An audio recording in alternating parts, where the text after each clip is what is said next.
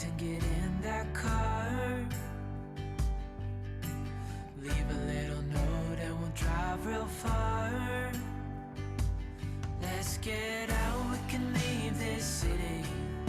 Let's drive to the open air. Yeah, the countryside is so pretty. Alright, music pause the file. Whoa, internet much unstable. Gwen and Winter 0000. Can I just confirm that y'all can hear me? Can I do a quick sound check with y'all? If you can hear me, give me a thumbs up. Okay, just respond. Oh, okay, can. Thank you, thank you. Okay, just wanted to make sure. Guys, we only got 3 people online currently. Guess how many people sign up for online? 39. Who knows? They disappeared, they forgot. Very sad. Okay, but anyway, thanks for making it down today. Okay, no matter where you came from, maybe Hougang, all the way from Bishan. Thanks for making it here. Okay, we have 3 people online. We'll start at 3. Okay, so music for a while. Blowing in your hair. We can look back someday. Baby, don't you By the way, please help yourself to the snacks at the side. that we only get one life. I wanna make it count, honey. Come on now and take my hand. Hey, darling, I love it when it's me and you on the road with a couple of tunes in a car for 2. Hey, darling, you know we're gonna have a really good time. Driving in the middle of the night when the stars are bright. Pack our bags and get in that car. Leave a little note and we'll drive real far. Let's get out, we can leave this city. Let's drive to Anyone still have friends coming up? Are you expecting more? With the wind blowing in your hair. We can look back someday. Baby, don't you understand that we only get one life? I wanna make it count, honey. Come on now and take my hand.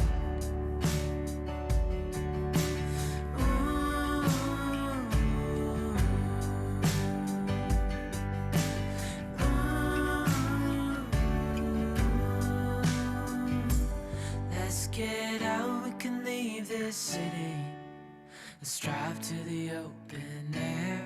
We'll start when the song ends. Countryside is so pretty, with the wind blowing in your hair. We can look back someday. Baby, don't you understand that we only get one life? I wanna make it count, honey. Come on now and take my hand. Yeah, we only get one life. I wanna make it count, honey. Come on now and take my hand. Yeah. Okay, I guess. If you want to continue using your phone to search for things, it's absolutely fine. Okay, so this is never going to be the same as your classroom. I'm just going to your pocket. Okay, I don't care. Okay, you want to use your phone during class is probably okay. Okay, but just make sure you are searching for correct stuff. Okay, if not, we will begin. Let's go. My PowerPoint. Yeah. Okay. Jadine, bear with me a bit.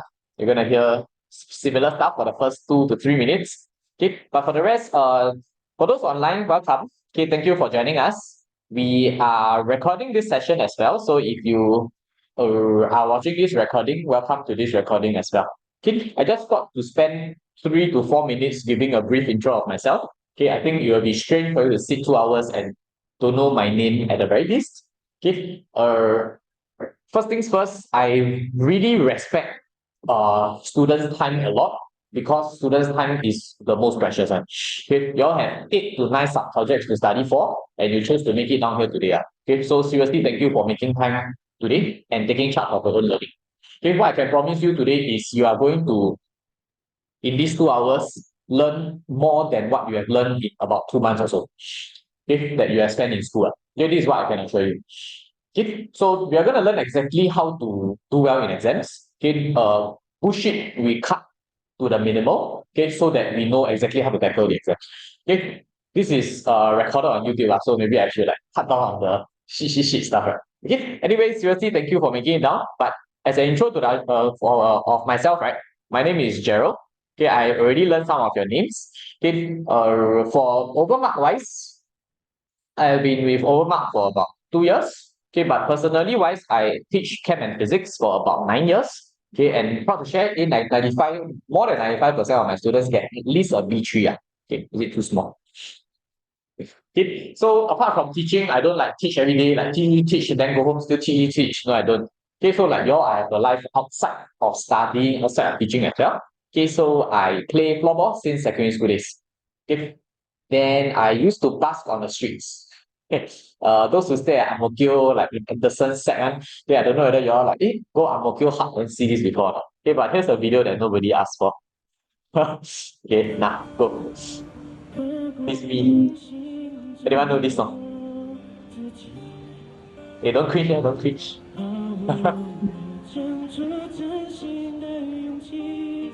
Anyone knows this song?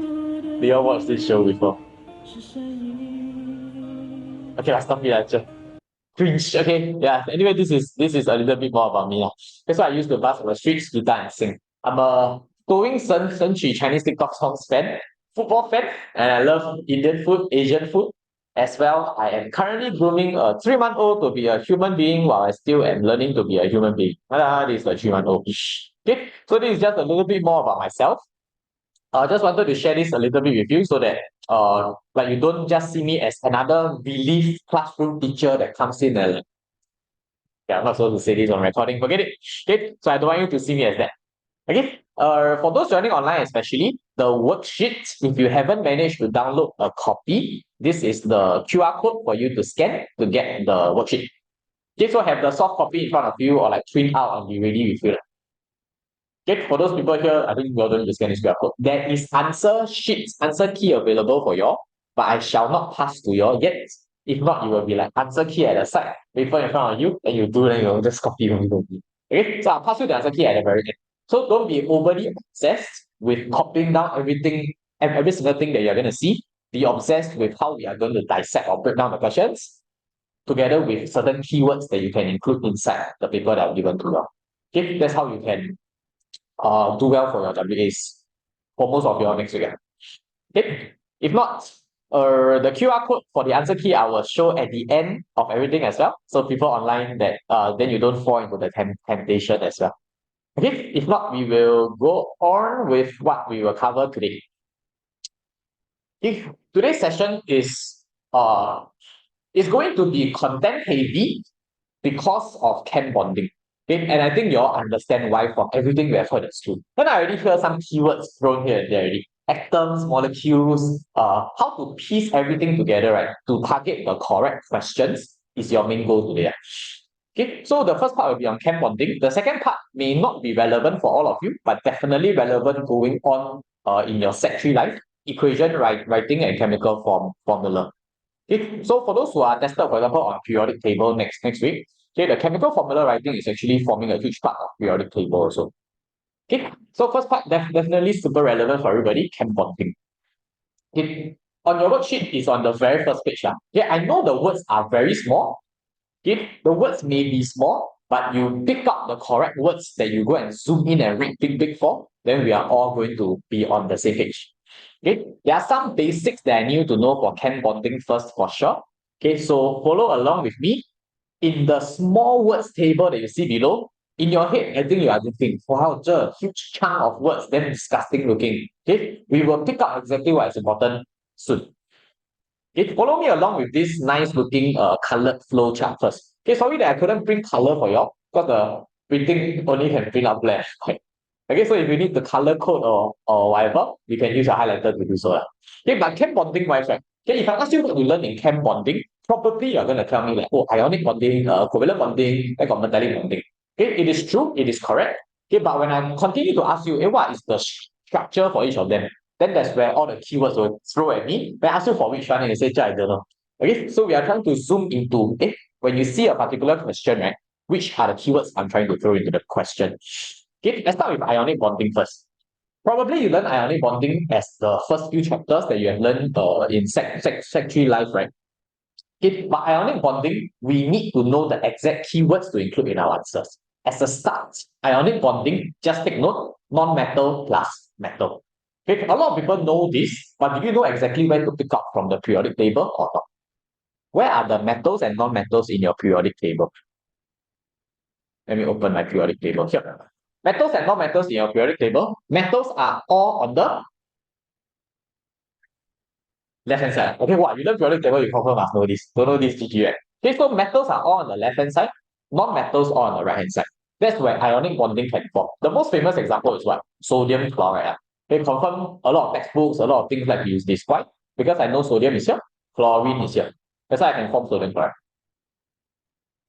Okay, at this juncture, maybe I just pass you all something first so that you can refer to a periodic table. Then I think everything will make more sense and more worthy for you.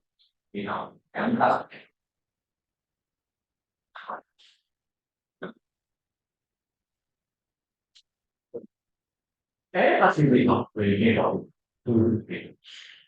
okay, so you can have the periodic table with you to accompany you throughout this whole thing. Okay, so the Na and Cl are metals and non-metals. Okay, therefore, it forms ionic bonding. Okay, I know the laminated periodic table that nice. Okay, you can like zoom into the details as you go along for Sec 3.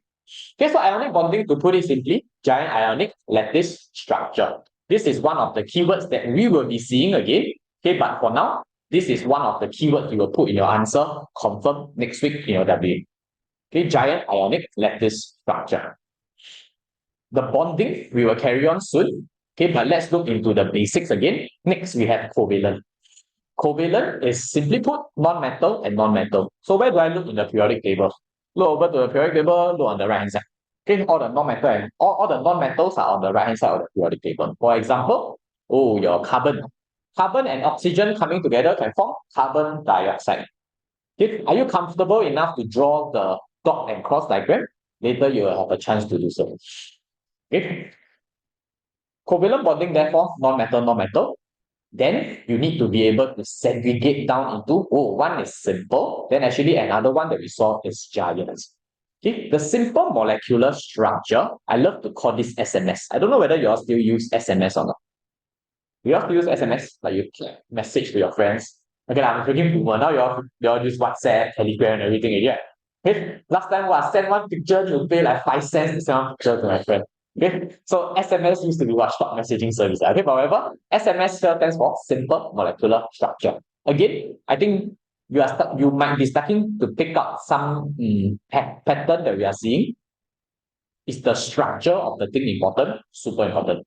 If later I'll give you the exact template that you throw into the answer, you will get it. Okay, so for simple molecules, simple molecular structure. In your head, you might be thinking of a few examples already. Okay, and just to confirm that your examples are correct, right? Okay, simple molecular structure examples are carbon dioxide. Examples are NH3. What's NH3? Ammonia. Okay. Some other examples, maybe like carbon monoxide. Okay, so take note, it's always non-metal, non-metal together. Okay, it can also be Cl2, even chlorine gas. Okay, and do we know what this Cl2 is? This is actually also called a diatomic element. Okay, so this might be a bit relevant for you in this sense, Gabriel, because in periodic table, right? Okay, there's something you can't Google ever. If you Google 7 wonders of the world, you probably can find 7 wonders. Okay, if you Google 7 wonders of the periodic table, can you find anything? You probably won't. Okay, but what is the 7 wonders of the periodic table, right? It's as follows. What I like to call them 7 wonders of the periodic table, because they all form something similar. And what are the 7 wonders? They're actually here. 1, 2, 3, 4, 5, 6. This one. Can you see that it forms the number 7 on your periodic table? Okay, what are all these things actually? What are they? They are all diatomic elements. What must they exist as? N2, O2, F2, Cl2, Br2, I2.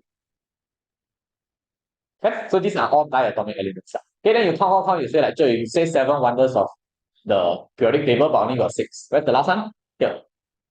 H2, hydrogen gas as well. Okay, so these are all diatomic elements. Okay, so this is a quick review of what this covalent bonding for simple molecular structure is. Okay, the next one will be giant. Ooh, giant, this is the one that's pretty tricky. Okay, because most likely next week your test is going to test on diamond versus graphite. Okay, and diamond versus graphite, typically students just give up and die. What can you do to help yourself? Understand the keywords to throw in again. Okay, so giant molecular, you just need to know these three. So typically people ask, so how I know whether it's simple or giant? Okay, what you can know for giant molecular is I can't count. Can't count the number of atoms. Okay, so if I can put a number to it, no matter how big the number is, for example, I tell you there are 60 carbon atoms. Is this giant? It's not. Giant means it's so big that I cannot count. Then I just write one C. I don't write any numbers to it. Okay, so this is giant. Okay, later we will see exactly what to note for giant. Metallic, the last one, is metals. It's literally what metals is. Same thing, the structure, is it important? So for giant, the structure is giant molecular, something important as well. Metals, giant, metallic, lattice structure. Okay, so same thing, the structures is always something that you will put inside your answers. Okay, in terms of the diagram, the diagram looks something like this for metals. Okay, and metals wise, right? Something that they like to ask for structures and properties of materials, right? Okay, might be, how come metals are soft? But then the metals around us, we go all very hard. How come? If you are in a uniform group, you have a very good understanding of this. Why? Because the metal cations, how are they arranged? Like you fall in uniform group, right? Neat rows. I ask you the back row to whole row shift, can or not? You all confirm can because you all are so neat. Whole row can just slide over one another very easily. Okay? But how to imagine alloys? Have you all learned alloys in school? Have? Where? Have, right? Okay, when you learn structure and property, you probably learn about alloys. Okay, but for those who like, hey, alloys like doesn't really make sense to me, actually. Okay, alloy, you can imagine your uniform group form very nicely. Then what happened? I use helicopter and plug in one American soldier in that, or just one American, like random American. How is this American compared to us? Huge. Americans are huge. Okay, what happens? I disrupt the orderly layer. Can your uniform group still slide nicely past another? Cannot. Okay, that's why alloys are harder and stronger in the sense. Okay, so it disrupts the regular layer of your metal cations. Okay, so this is alloys. Okay, so this is the basics of the bonding that you should have learned in school. Okay, I think this should ring a bell. Okay, but exactly what are the keywords? We are going to zoom into them right now. Okay, definition wise, this is something that I won't be bringing out too much. Okay, because what is the question always interested in? Question love to ask you. Can you explain to me why this is high melting point? Explain to me why this is low melting point. Explain to me this one can conduct electricity or not. This one cannot conduct. Why? Okay, so know the technique to tackle the question instead of, sure, you give me this table, I will burn this or I drink this and try to memorize everything inside. Okay. If there are things for you to remember, sure. Okay, but if you can remember it efficiently, you're gonna find yourself having a much easier time. Okay, ionic bonding wise, the template for melting boiling point. Melting point or boiling point, no matter what they ask you for, ionic bonding, covalent bonding, metallic bonding. If they ask you, explain to me why this is high or low melting point, 4 things that you always must include in your answer. Number 1, I think you probably can guess. Something that we keep highlighting at the front, structure. So the structure must be made very, very clear. Whether it is a giant ionic lattice structure, whether it is SMS, simple molecular, or whether it is giant metallic. Okay. Second one, which most of you are going to start hitting already, bond. In your head, you might be thinking, bond, I know, just ionic, covalent, whatever. Okay, not true, because the bond needs to be even more specific than that. Number 3, particles. You need to tell me the bond exists between what particles? And number 4, link it to energy. How much energy do I need to go and overcome this? If I need a lot of energy, then the melting point will be very high. If I need only a little energy, then the melting point will be very, very low. Okay, these are the key things that you need to include for melting point, boiling point. Later, electrical conductivity will have something similar. Okay. Trick to this, therefore, is whenever you check your answer or try to come up with an answer, if you are not hitting these 4 points, you are in trouble. Okay. Ionic bonding wise, what is important? This one. Structure, therefore, is super important. Giant ionic lattice. What does lattice mean? Nothing more than just arranged neatly. That's all. That's what lattice means. Okay. The type of bonding will be important here. Okay. This will therefore be our 2 plus 3. The structure will make up our number 1. Okay, I go into ionic bonding first. Giant ionic lattice. This one, too many words. Study that time, always very sian. How? Make use of this.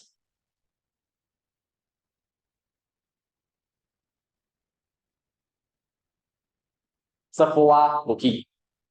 Okay, this Sephora bouquet has stuck with me for 11. No, not only 11 years. Okay, it has stuck with me for quite a number of years now. Okay, Sephora bouquet is always all the keywords that you need for ionic bonding. What does it stand for? Strong electrostatic forces of attraction between oppositely charged ions. Okay, so today as we go through the questions and all, right, okay, I won't even bother with when you copy down notes, right, don't even bother writing down strong electrostatic between opposite charge because it's way too long. When you study, be a bit more efficient here. Okay, Sephora bouquet, put ionic bonding, Sephora bouquet. Okay, this is to ensure that in exam you don't miss out any keywords. Because you study like that, you probably will write down in exam strong forces of attraction between ions. Sure, you're almost there, you get it, but you don't get the keywords off. Means you don't get the marks. Okay, so Sephora bouquet, between oppositely charged ions, what do you think the energy is? A lot or a little? If they are very strong, I will need a lot of energy to break them. Okay, so if I link this to the next page first, this one, the energy is number 4. Okay, so on the next page, you will see amount of energy for ionic bonding. Therefore, a lot of energy required to overcome. Okay, so this is for ionic bond already. Done. Okay, so whatever you have learned, I think you probably cover ionic bonding in 1 week in school or something. Okay, so these are the key things that you need to know already. Okay, for the melting and boiling point. So what's good? I will go on to covalent, melting and boiling point. Okay, because we are now familiar with the 1, 2, 3, 4. Let's try the 1, 2, 3, 4 for simple molecular structure as well. SMS. For simple molecular, remember these are non-metal, carbon dioxide, chlorine. This explains why they all exist as gaseous state at room temperature. SMS is my number 1. So this is important. Same thing. Okay? This is the one that people always make mistake. Okay? And I guarantee you, your friends some of them are going to write this in exam. Okay? So my 2 plus 3, where do they come from? The 2, the bonds, do I just write covalent bonds? No, I don't. Okay? So personally, I'm not a fan of this guy, Van der Waal. I have never ever written his name in my life. I hate him. Okay? So don't bother about him. Okay? So what you need to know is WFO.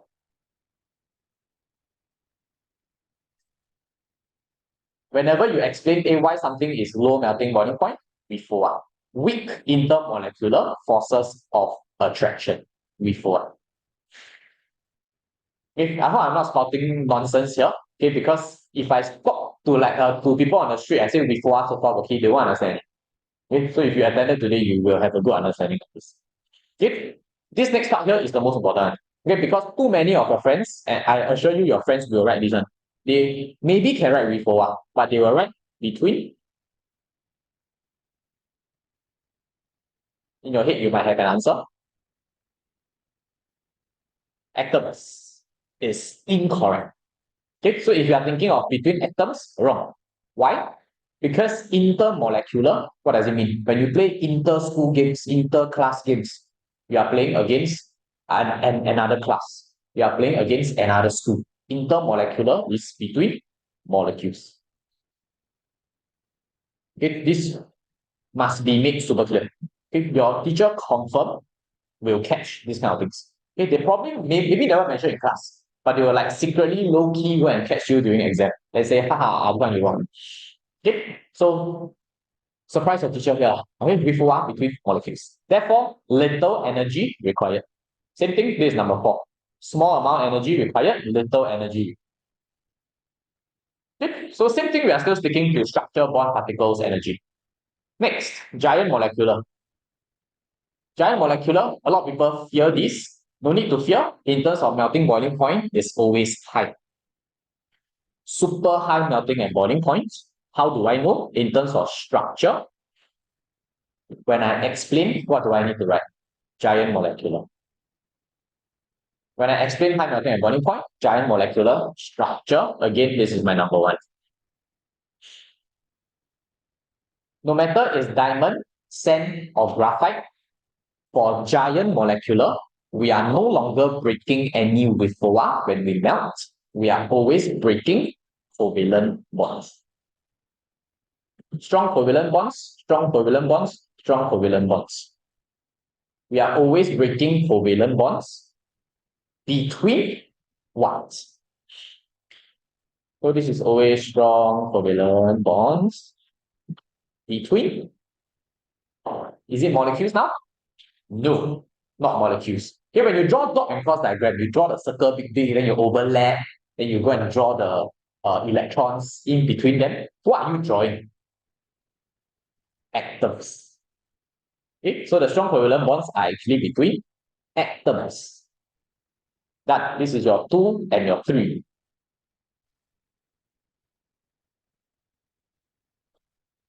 Okay, so the words are small, so I'm trying to enlarge them for you. Okay, enlarge them for yourself as well. Do you think a lot of energy or little energy before you go on to the next page? If it's strong, a lot, okay, therefore large amount, a lot of energy to overcome. Done. Okay, this is giant molecular. Okay, of course, the electrical conductivity is a little more tricky. Okay, we will come to that soon for graphite and diamond. Okay, for metallic bonding is going to be similar, a bit similar to ionic, okay, in the sense that the bonds are similar.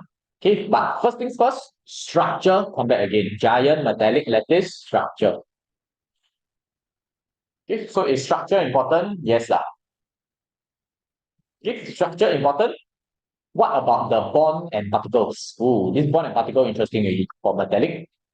The bond is similar to ionic, is SOA. Strong electrostatic forces of attraction. Understand what electrostatic means so that this will start to make sense. Electrostatic always means between particles of opposite charge. Just now I have cation, anion, electrostatic. Now I have cation, electrons, electrostatic. That's why this is also SOA. Okay, but this is no longer bulky because it's not between oppositely charged ions. It's actually between my cation and C of delocalized electrons. Okay, so the electrons escape into the C, then they swim around. Okay, this is important to understand for metals conducting electricity. Okay, so the delocalized electron can swim around and move around all the way they want. So that's good. Okay, this is melting and boiling point already. Okay, and questions next week if you are tested about flame bonding, probably will ask you one of this, explain why high melting point. Okay, so you know the 1, 2, 3, 4, you can get the 1, 2, 3, 4. Okay, typically it's a 3 mark, maybe 2 marks if they are stingy. Okay, ensure that you can get this. Okay, let's go. Okay, so the melting and boiling point on the next page is as such. Okay, we have managed to explain them fully already. Easy game, right? Okay, so basically what we covered is this one already. Okay, so we have covered this. This answering technique for melting and boiling point. Okay, they came in like point form. Maybe a bit hard for you to remember. So this one, just remember your 1 to 4 that we discussed. Okay, so this was the 1 to 4 that we have discussed in the past 10 minutes. Okay, why did I even bother spending so much time there? I feel that this was fun. Okay. Next, electrical conductivity. The next big thing that may appear. Electrical conductivity, there are two things for you to note. Okay, let's call them A and B so that you don't mix them up too much. Okay, I use orange color now. Electrical conductivity, A, you always need to write whether there is charge carriers. Two conditions for you to conduct electricity. Number one, you must have charge carrier. What is a charge carrier? Anything with charge is a charge carrier. Typically, we talk about electron or ions. B, you must make sure that they can move. If they can move and they can carry charge, you can conduct electricity. Okay, so these are the two things that must be there for you to be able to conduct. Okay, so for ionic bonding wise, this one they love to test. Ionic bonding can conduct or not? Depends. Solid state cannot. Liquid molten state can. Liquid and molten is the same thing. Okay, when I melt something, it becomes molten. When I melt something, it becomes liquid. Okay, understand this in terms of a diagram more. Solid state, what happens? Held in the giant ionic lattice by the WA2. This is in solid state. What happens in liquid and aqueous state? They are no longer held in the fixed positions. Why? Liquid and molten state, this happens. They can now move around freely because they are not held by the WA2 anymore. Okay? Then you always must link it back to this keyword here.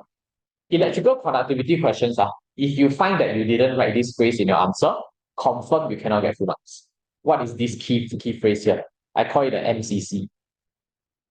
No matter what, you must link it back to mobile charge carriers.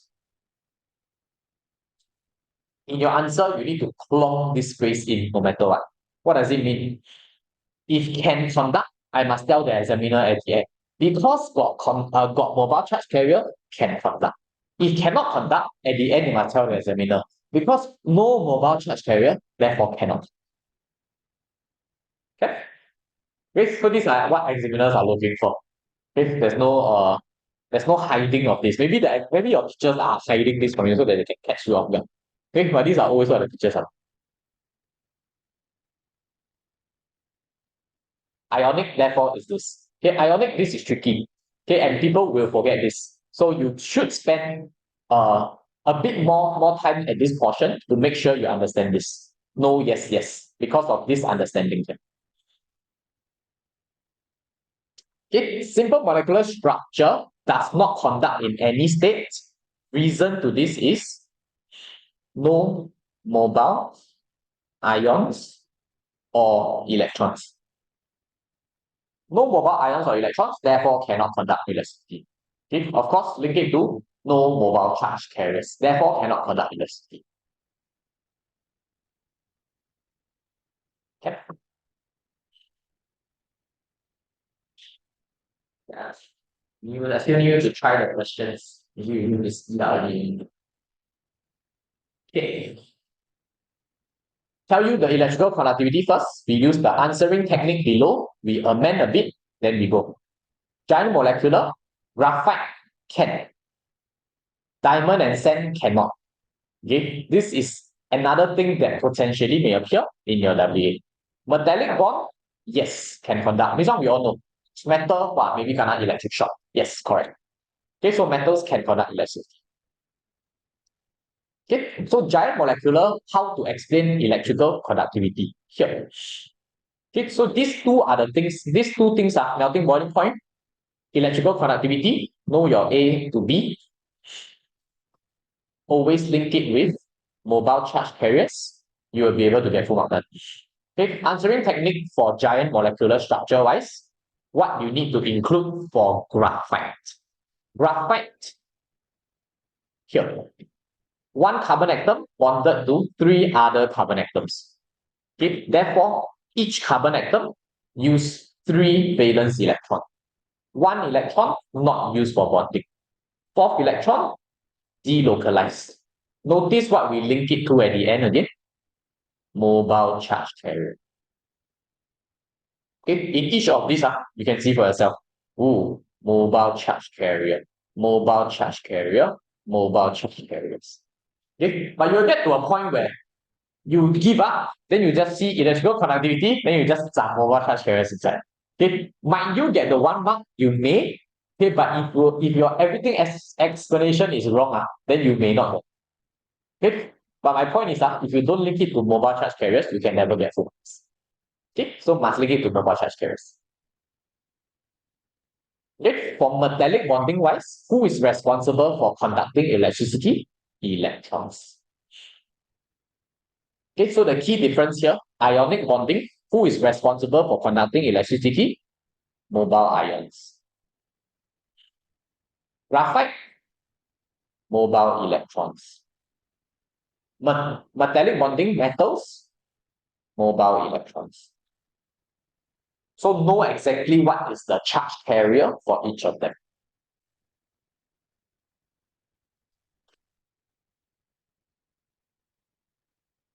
Okay. If in half an hour, this is a summary of what you should have learned in chem bonding. Okay, and okay lah, I can't blame your teacher also because it's supposed to encourage active learning, supposed to let you like discover all of this yourself. Okay, so I'm sure you managed to discover some parts of it, some parts of what we have seen today in the past 3 months that you have been in school. Okay, so I hope you enlarge this for yourself already because the next part we are going to see will be questions. Okay, so the questions, I have 5 MCQs for you.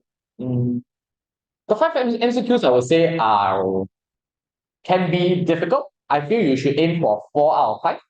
Okay, but instead of having you one shot try 5 questions out, we go question by question. Okay, we look at question 1 first. Okay, next page, question 1. The dissecting of the question is what I'm interested in. We dissect one part together, you dissect the rest yourself.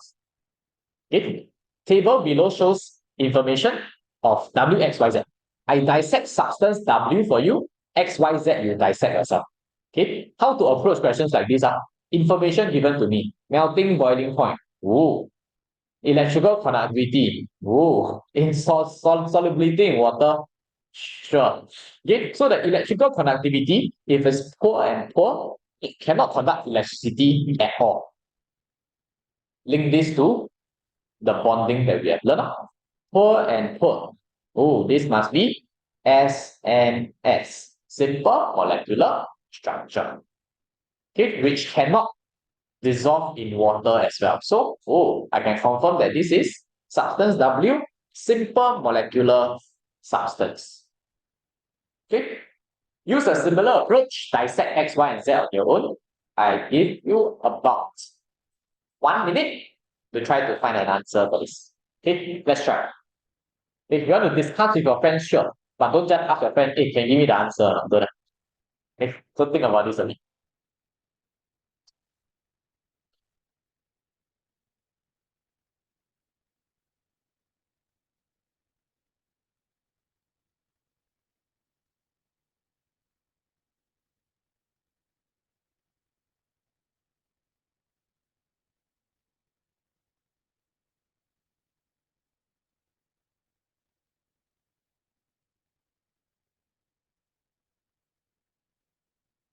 Fifteen more seconds.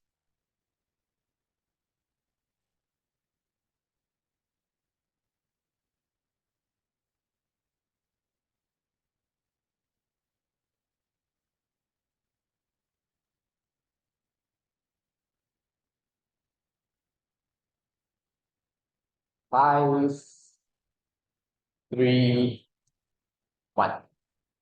Okay. I need you to be super obsessed with the dissecting of the questions. Okay. Again, I'm not interested in the correct answer. Of course, you get the correct answer, yay, flat, sure. Okay. But at the end of it, you step out, make sure question 1 to 5, I know every single option. I am able to apply whatever we have talked about in the last 10 to 15 minutes. Okay. For this question, SMS is substance W. Okay, if you dissect the question for yourself, oh, substance X, pretty high melting and boiling point. Oh, but I see what solid, poor electrical conductivity, but then liquid become good. Wow, what is this? Ionic bonding. So this is ionic bonding. Okay, so this is the way you should be dissecting based on whatever we have seen. Just now we talked a lot about answering techniques specifically for your structured questions. Okay, but MCQ wise, they expect you to be like, oh, you are able to pull information based on their melting point, their electrical conductivity. What is Y? Oh, wow, very high melting point and boiling point again. Oh, but then electrical conductivity seems to be good in solid, good in liquid as well. Okay, there are two possibilities for this actually. Okay, so if you have dissected this correctly, what could it be potentially? If in your head, you should have an answer. I give you mine. Good and good electrical conductivity, oh, likely to be metal. With high melting and boiling point as well. Right? I say there's another possibility because it could be giant. Which giant? Not diamond, because diamond cannot conduct electricity. What could it be? It could be graphite. Okay, so be super obsessed about this. Last one. Wow. Sharks really super high melting point, this one. Okay, but whoa, this is poor and poor. Okay, if it's poor and poor, you might be thinking straight away, oh, simple molecular. Okay, but you see super high melting point, is it going to be simple? No. Okay, so this is actually going to be giant molecular, specifically which example? Diamond or silicon dioxide.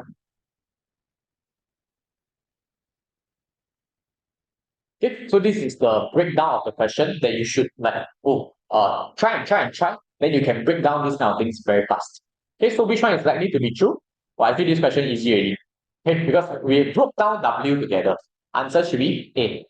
Okay, but be obsessed with each of them, why each of them cannot be this. Okay, why option B cannot be true? Why X cannot be metal? Because metals will conduct in solid state. X doesn't conduct in solid state.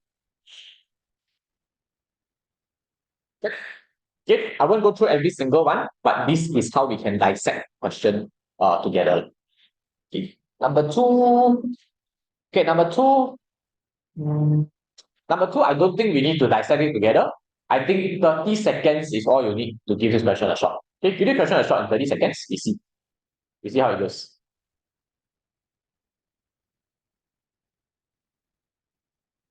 We briefly talk about this towards the end before we start the question trying. See whether you can do it.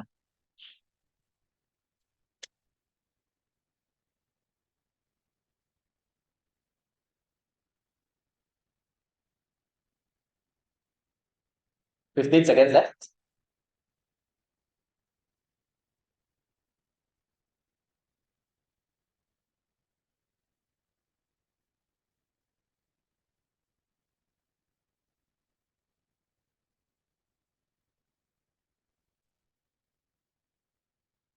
Three, two, one. Okay. If you have an answer in your head, can check back now. Okay, for those who have answer key online, sure, you can check for the answers. Okay, but really put in the effort to try. Okay, since you are here, might as well make it work. Metal, acid versus nitrate. Okay, for those who are involved in chemical formula writing, this NO3 minus is your nitrate ion. It came from NO3 minus. In your nice looking laminated periodic table, those who are here, you flip to the back of the periodic table, you will see a list of ions. Okay? And if you are involved in chemical formula writing, we need to know certain polyatomic ions, which we will highlight very soon. Okay, in the second half of this. Okay, for this question, metals, who conducts electricity? electron can swing, can conduct. Nitric acid is ionic, therefore cations and anions.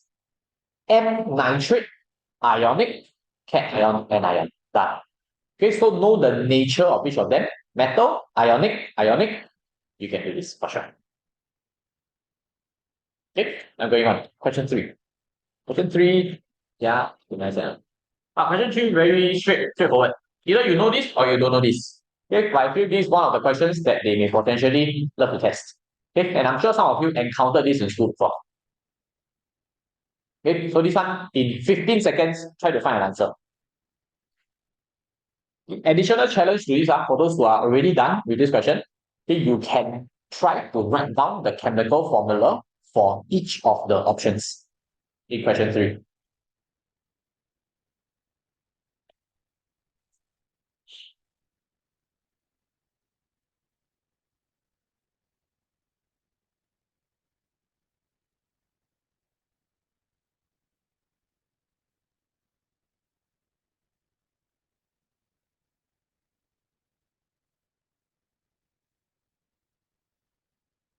Ten seconds. Okay, I know I give you more time. It's not that time passes very slow.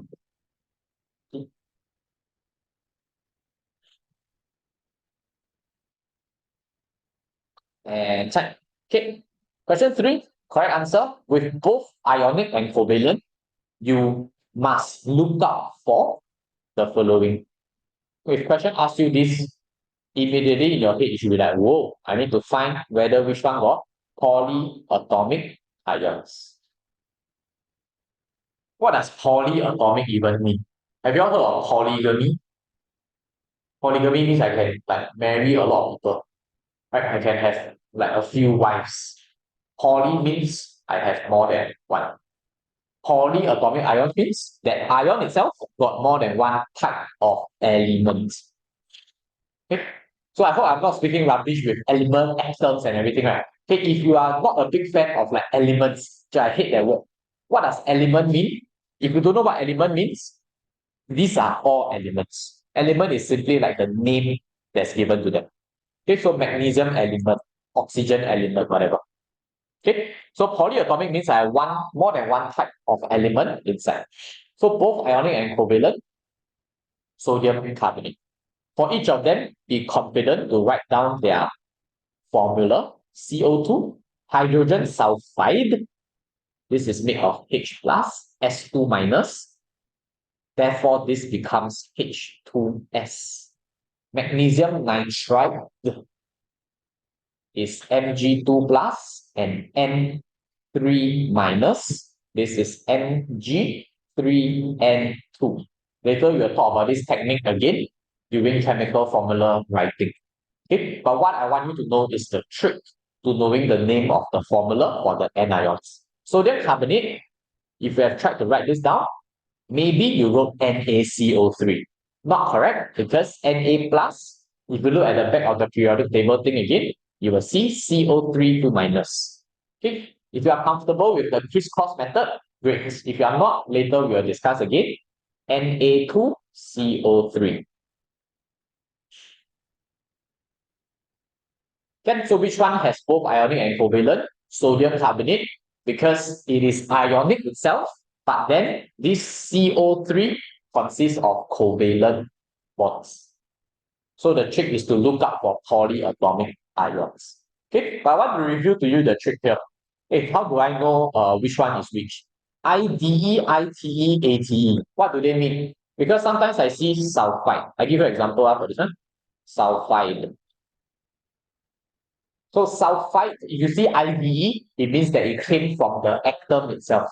Sulfur atom gain 2 electron, become S2 minus. So sulfide IDE becomes the only element itself, S. What happens when I have ITE? ITE means I have some form of other atoms joining in. Sulfide is SO3 2 minus. Sulfate is SO4 2 minus.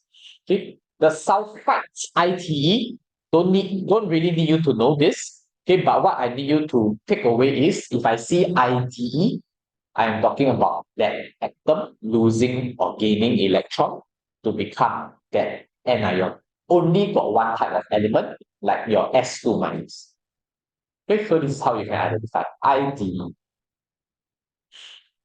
Question 4 and 5, you're gonna get like maybe you see under your eyes go crazy. Okay, but it is not as challenging as you will expect it to be. Okay, questions like to scare you. Wow, give you a lot of stuff. Okay, but how can I tackle this? Okay, you try question 4 first. In 30 seconds.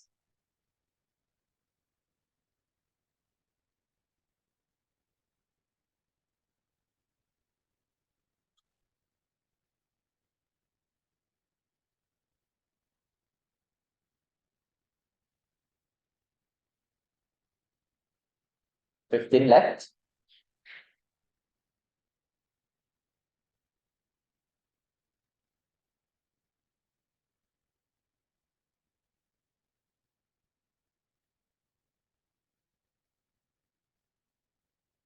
Okay, time. Okay, so if you have understood what we were discussing in part 3, in question 3, this question should be like, whoa, I see ions. I see covalent bonding. What are the types of chemical bonding? Ionic and covalent. Okay, at this juncture, think a bit further to this question, or rather, a bit outside of the question already. Okay, but what are the other examples of both types of bond being formed? We have discussed one example above, sodium carbonate. What other examples can you think of based on what you all have learned? Okay. Have one example and write it down. Okay. See whether it is correct or not. Okay, but the trick again is if you have a polyatomic ion, you win already. Okay, so an example that you probably can come up with is potassium nitrate. Okay, this is an example that has both ionic and covalent. Okay, so I think you all have many, many more examples. There's so many different examples that you can come up. Okay, so know why they are made of ionic and covalent. Okay, my question to you is, will this be high melting point or low melting point? Since you say got ionic and covalent, Sergeant, how? Do we talk about sulfur Boki or do we talk about VFOA? Scratch head, which one? Don't know. The base of it is still ionic. Whenever there's ions involved, it is still ionic. Okay, so you will still explain this via sulfur Boki. Giant ionic lattice structure. Done. Question 5. In question 5, I really need you to think through and I need you to think through this question. If you need to draw dot and cross, if you need to draw in certain things, go ahead. Okay, or write some dots or another. Okay, can try. Okay, but I will give you 45 seconds for this. Okay, question 5. Give this a shot. Then I'll give you an extension question. Okay, you see how total number of electrons joined to the phosphorus atom. Phosphorus is P.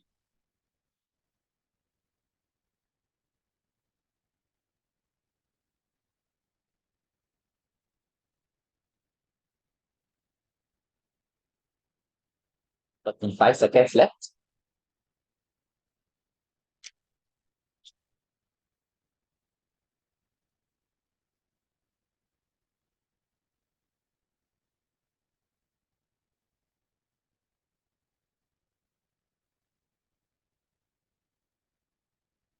Ten seconds.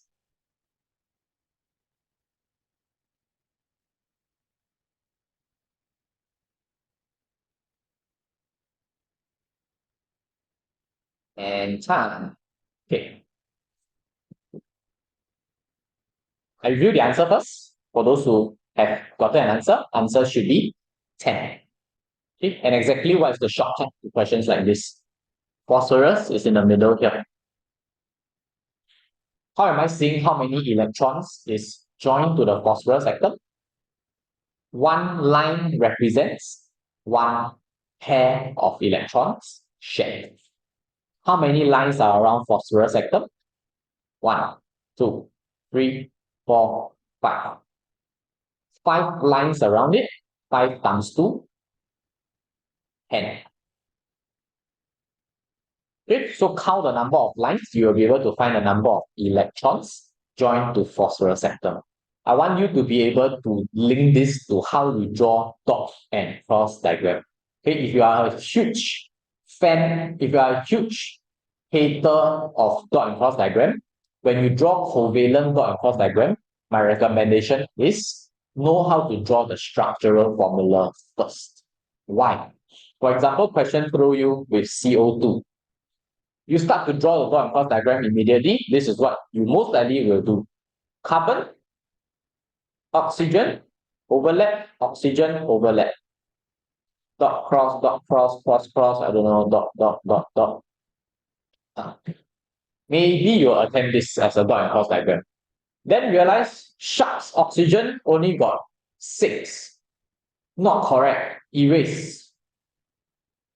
Erase. Then your paper start to become big red. Why? Because you start to cry, panic. Okay, so don't fall into this trap. Instead, if you can tell yourself, oh, in covalent, I know how to draw structural formula first. It's a quick shortcut for me to do a quick check. Oh, I draw carbon in the middle. I know that I need 4 bonds around carbon because carbon is from group 14. Group 14 got 6 got 6 electrons, 4 valence electron. I need 4 more valence electron to become stable. So I will need 4 bonds around carbon. Structural formula wise, looks like this. 2 lines around carbon and oxygen. From here, then I can be like, whoa. Then when I draw this, I know for sure. 2 lines mean what? 2 pair of electrons being shared. 2 pairs of electrons being shared. Draw in the rest. I'm good to go. Carbon dioxide dot and cross diagram looks like this. Okay, so if you have the structural formula ready, you understand how many electrons you need to like share, then you'll be good.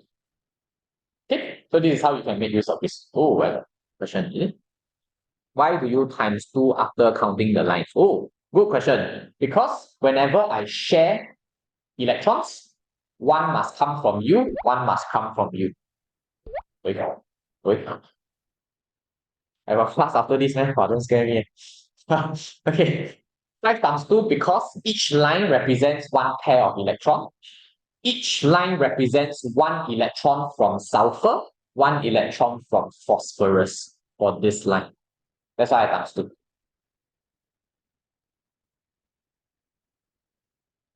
Okay, no worries. Okay, I go on.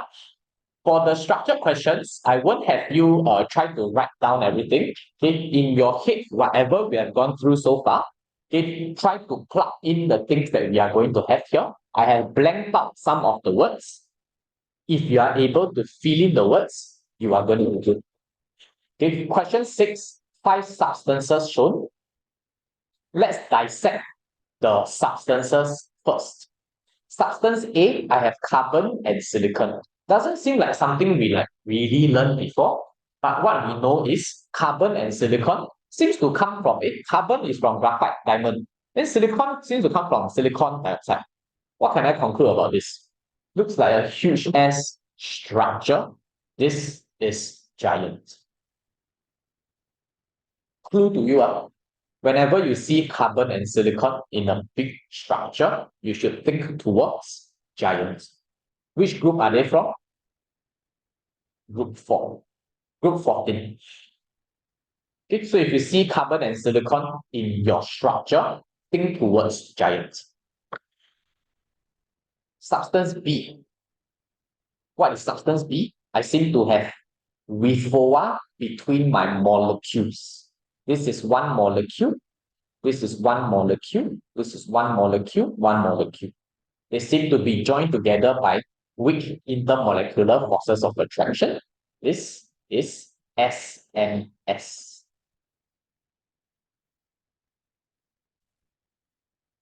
What is substance C? Substance C is your uniform group line up nicely. This time, I never throw in American because this is smaller. I throw in some children to mess up your arrangement. This is alloy, right? This is your alloy, which is your metallic bonding. Substance D, you see charges, you expect it to be ionic. Substance E, I shall not say anything. Okay. Part A, which structure represents an element? Wow, this one maybe throw some of you off already. Sure, what's an element? I told you already, element is, look at the periodic table, whatever you see there are all elements. Which structure represents an element? Think about this for 10 seconds or so, revealing the answer soon. Okay, if you are done with this, you can look at part B first.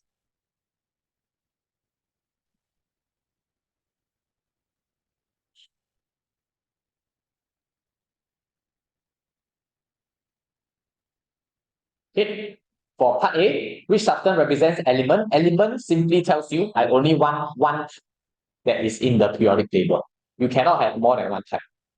Substance A got carbon and silicon. Substance B got this atom here, but got two other atoms joined to it. They look different. This is not element. This one got imposter inside, not element. MgSiO, I got three different elements. Substance E, I only got carbon. What is substance E? Element. Answer for part A, E. Substance E is my element. So what is an element? Again, go and understand it in simple terms. It is whatever you see in your periodic table. That is element. Okay. Substance E, is it simple, giant, ionic, or metallic? It's a super big structure that contains of carbon. Link it to giant. This should be giant. Okay.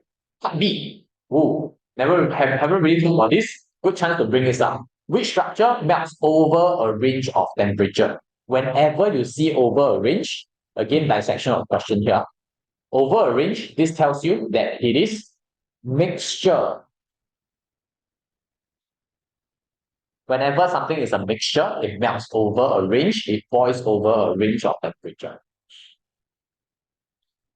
What is it? Which one will melt over a range? Which one is a mixture?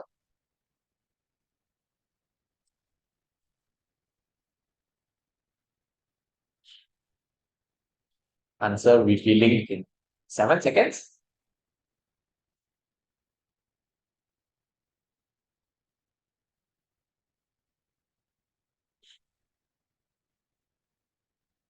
Okay, correct answer is substance C. Why laugh? So you're correct or not? Okay, substance C is a mixture because alloys are mixtures. I can mix any proportion I want. What's a mixture? Mixture is like I make my Milo drink. Can I put more powder today because I feel like it? Sure. Can I put less powder today because I don't feel like drinking too much? Sure. It's a mixture. So mixtures I can anyhow put. But for the substances that we see here, can I anyhow put carbon and silicon? I cannot. They must be in a fixed ratio. If not, everything will mess up. Okay, like for your carbon dioxide, you know it's CO2 ma.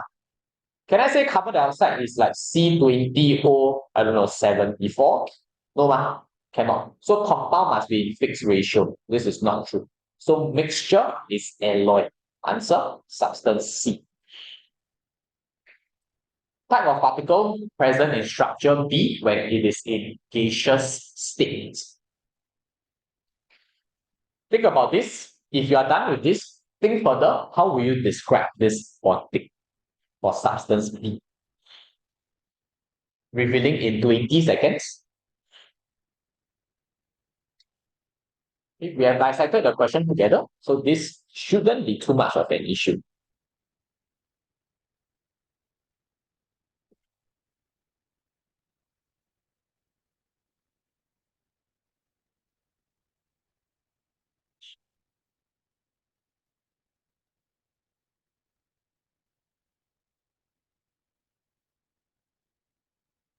Okay, answer for this type of particles present must be molecules.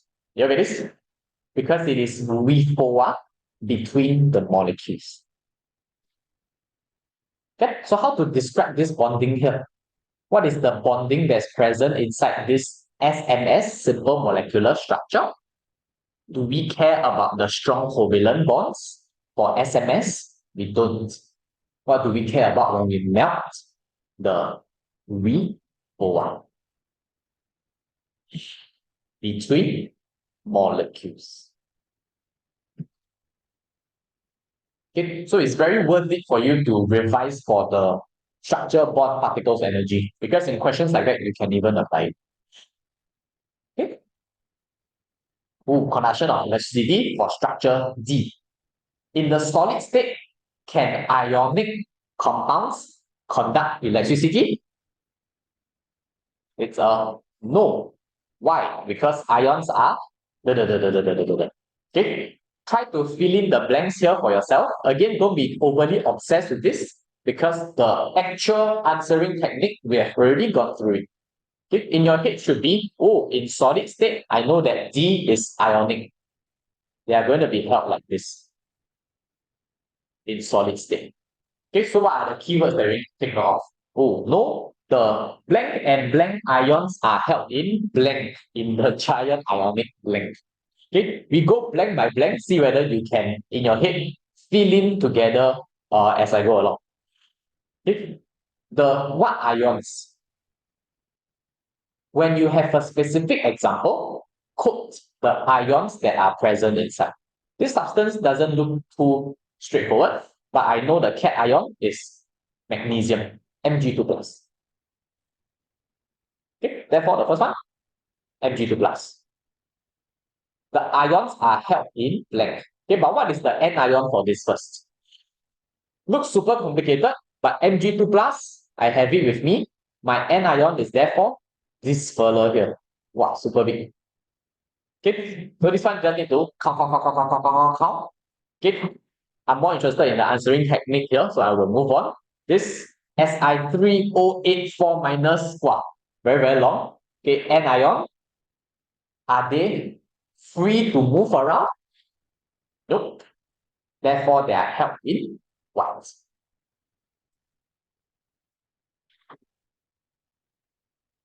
They are held in fixed positions. Okay, keyword here. Ooh, the ions are held in fixed positions in the giant ionic lattice. Giant ionic lattice held by what? They're held together by what? This is where the strange word comes in, your either SOFOA or WIFOA or what kind. It's going to be actually SOFOA. Strong electrostatic forces of attraction. Okay, so I appeal to you here to study better for this, right? This, don't bother to like write down the entire thing. Okay, you'll tire yourself out because this you can simply simplify it to held together by SOFOA. Okay, if you stop here, 1 mark. If you remember what we talked about, you will get your other mark. Conduction of electricity, always link it back to your MCC. What does it stand for? Okay, your mobile charge carriers. Okay, so your last one is link it to cannot be mobile charge carriers. Don't have mobile charge carriers. Therefore cannot. Okay, so this is super keyword. Mobile charge carriers. Okay, must say whether have or don't have that. Okay, so this one cannot, don't have, therefore cannot. Done. Easy. Okay. Just a minute.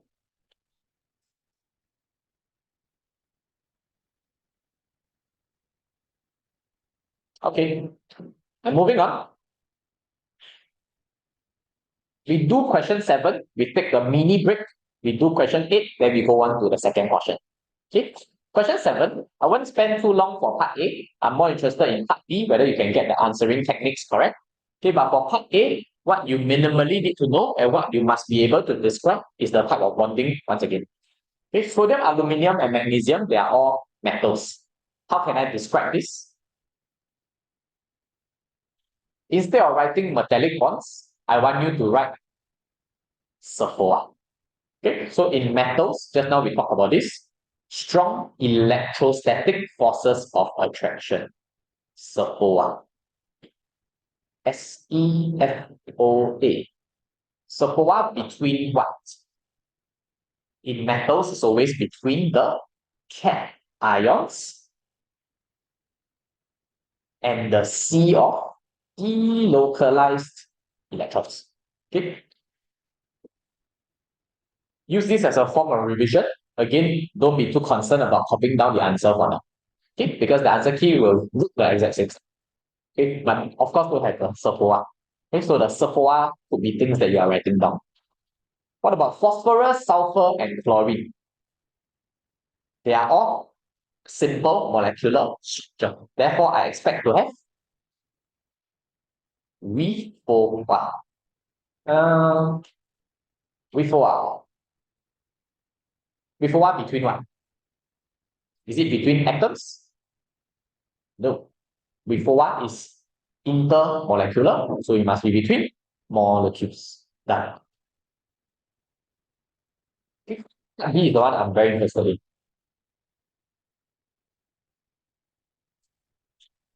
Is that? Ooh. Reference to structure and bonding. Explain why this is high melting point. Okay. Keyword clue, silicon. If I have silicon, then what should I be thinking about? Silicon seems to be like a non-metal, like not metal. Then how? Silicon and carbon, same group, group 14. Okay, so think about this for a bit. Answer will be reviewed very soon. Okay, and we will fill in the blank by blank together. Okay. The blank by blank is the keywords that I want you to be able to register.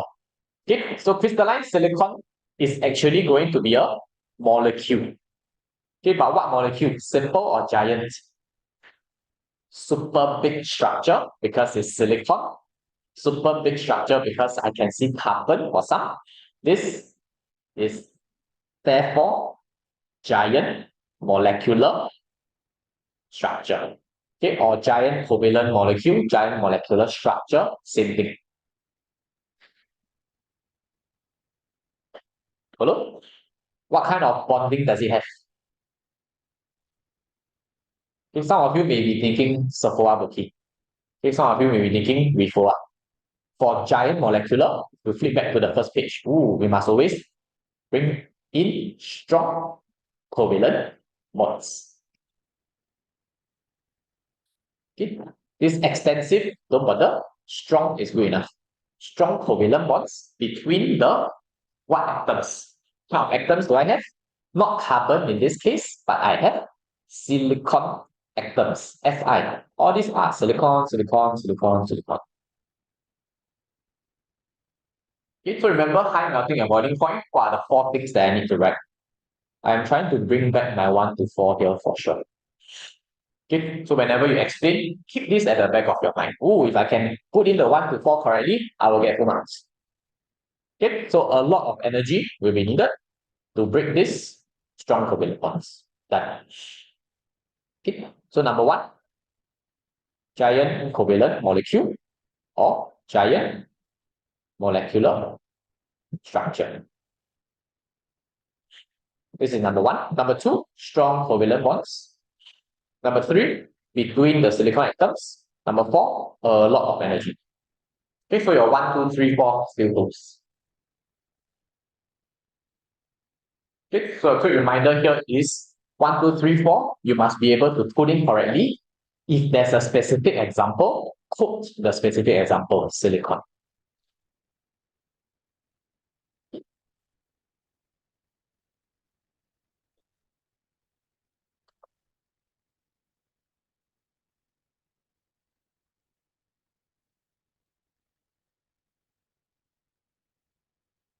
Okay, in part C, I want to introduce to you a answering technique here as well.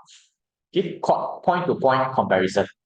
Okay, in part C, we are trying to compare the melting points.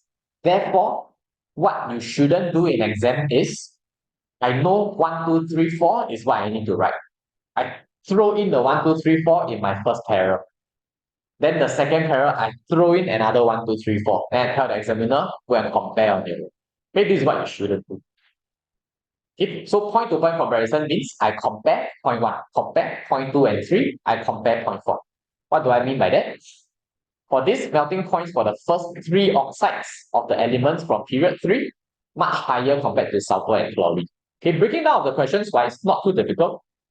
I know the number of highlights look a bit disgusting here. Sulfur and chlorine is simple molecular structure. First 3 oxides of the elements from period 3, these are ionic. That, okay, so if you can compare the structure, bond, particle energy, you will have the exact answer here.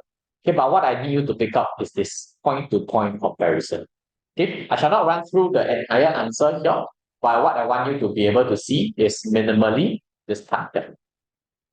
Ionic, giant ionic lattice, Sepoa-Boki. I am comparing the structure and structure. Giant ionic lattice versus simple molecular. Compare the bond and particle, Sepoa-Boki versus WA2 between molecules. Then compare the energy figure. Okay, so really don't be obsessed with copying down the answer here. Okay, because the answer key is literally right here. Okay, I just didn't want to pass to you yet. Okay, but note this, when I compare, I need to make sure I do point to point. Okay, because I've seen making schemes that deducted students' marks, okay, because the teacher got frustrated. Okay, you don't expect me to compare for you. Tell me what is different about it. Okay, for now, we will take a 1-minute break. 1 minute only, just I mean to die. This is what usually happens in my class. Okay, so 1 minute break for you to go and grab some snacks and come back. Okay, or fill a water bottle at the back and come back. We will, for the second half, we will move on a little bit to question 8. Then we will start to write some equations. Okay, so please help yourself to the snacks. They are absolutely free to take. Okay, so you can just take whatever you want. Okay, so we'll come back again in approximately 1 minute time. Okay, online people, I see you very soon. Okay, can take a 1 minute, go and drink some water and come back. All right, 45 minutes.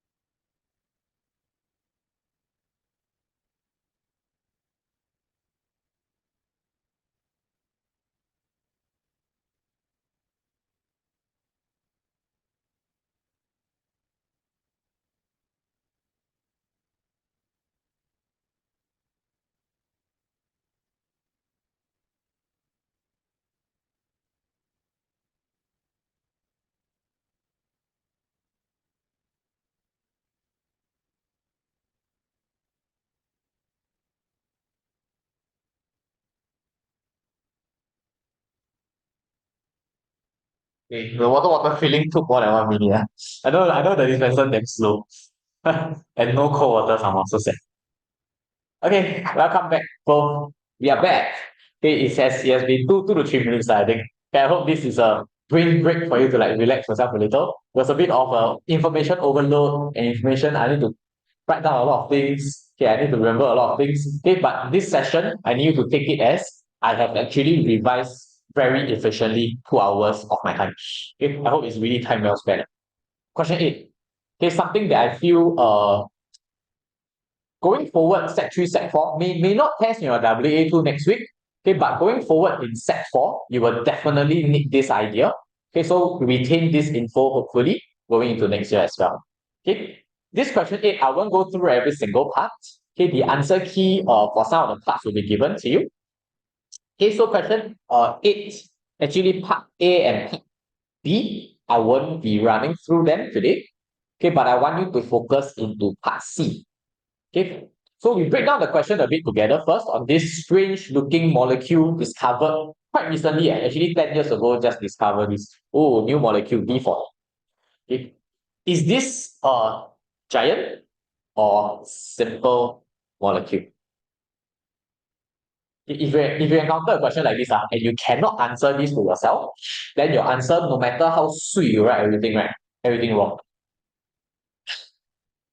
Okay. So this new molecule discovered here looks pretty extensive, isn't it? Like, whoa, like quite a lot of bonds. Okay, but is it giant or simple? It's actually simple. Okay, why? Because just now we were saying something. Oh, if I can count the number of, it means that it is not giant. If it's giant, it's going to be so huge that I don't even bother. I just write one B. Okay, so the fact that I have B force 40 here, right, says that, oh, I can count. So this is actually going to be simple molecular structure. Simple molecular structure, therefore, for part C, is going to have high or low boiling point. So if you thought it's giant, you probably will write high. No matter how well you explain, still wrong. Therefore, answer should be low boiling point for this. Code your structure, bond, particle, energy, everything throw in. This is where I think your answer can be a little bit better here. Low boiling point, so you write your structure, bond, particle, energy. Something missing here is the structure. Okay, so your SMS need come in. Simple molecular structure.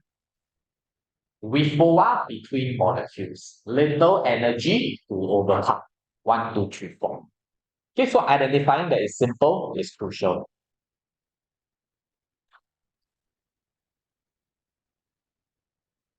Okay, for the last part before we jump into the equation writing will be allotrope of carbon. This super weird looking name, Buckminster fullerene. Wow, so such a mouthful, right? Okay, but again, the chemical formula is given to me, C60. Is 60 a large enough number so that it's giant? Is there ever a large enough number so that it's giant? Don't have. If I have a number, it is countable. Giant is countable in the millions. That's how big it can be. Okay, so C60 suggests that it only has 60 carbon atoms. Therefore, it is also simple. But then the question comes for part D. I need to predict. I need to predict whether the boiling point of this like football looking thing is it higher compared to the previous strange thing that I just saw. Two strange things that I've seen in one row. And I'm expected to compare these two strange stuff. Okay, so for simple molecular structure, what is the how do I correctly predict the melting and boiling points? I need to look at the strength of the intermolecular forces of attraction. And how do I look at the strength and how do I predict? What does intermolecular mean to you? If you draw it in terms of this, like for water, right? Water has a lot of water molecules within that. What is the WIFOA that we keep saying and saying? It is this orange color thing here. I join up the molecules together. This is the WIFOA. If I have a substance that has very big molecule, what can the IFOA be? More IFOA can form around the entire molecule. Okay, so if I have a super big molecule, I can form a lot of EFOA all around me. Therefore, take this away. The MR larger means my molecule is bigger. So a bigger molecule always leads to stronger intermolecular forces of attraction. Okay, so the comparison here is the size of the molecule. Key takeaway, this super long thing, you can just write C60. C60 has a larger molecular size compared to my B40. Then your link to this must be stronger EFOA, stronger intermolecular forces of attraction, therefore more energy needed. Done. Okay, so expect questions like this to ask you to compare. Okay, if there's a question that can come up for ionic bonding comparison, right? Okay, something for you to note before we jump to equation writing. For ionic bonding comparison, trick to this is simply compare the charge. Compare the charge of the ions, you will know which one is stronger. Okay. For example, MgCl2 versus KCl. Which one do you expect to have a higher melting point? The answer is MgCl2. Why? Because this has Mg2 plus Cl minus. This has K plus Cl minus. Which charge is higher? Mg2 plus. What does this lead to? Stronger SOA booking. More energy needed to overcome, therefore higher melting point. Okay, so this one I've seen in MCQ before, so just a side note for you here.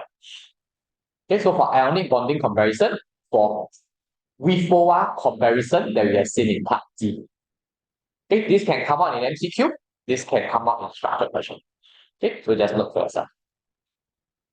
Okay, chem bonding close. Okay, last 25 minutes to half an hour or so, we are looking into equation and formula writing.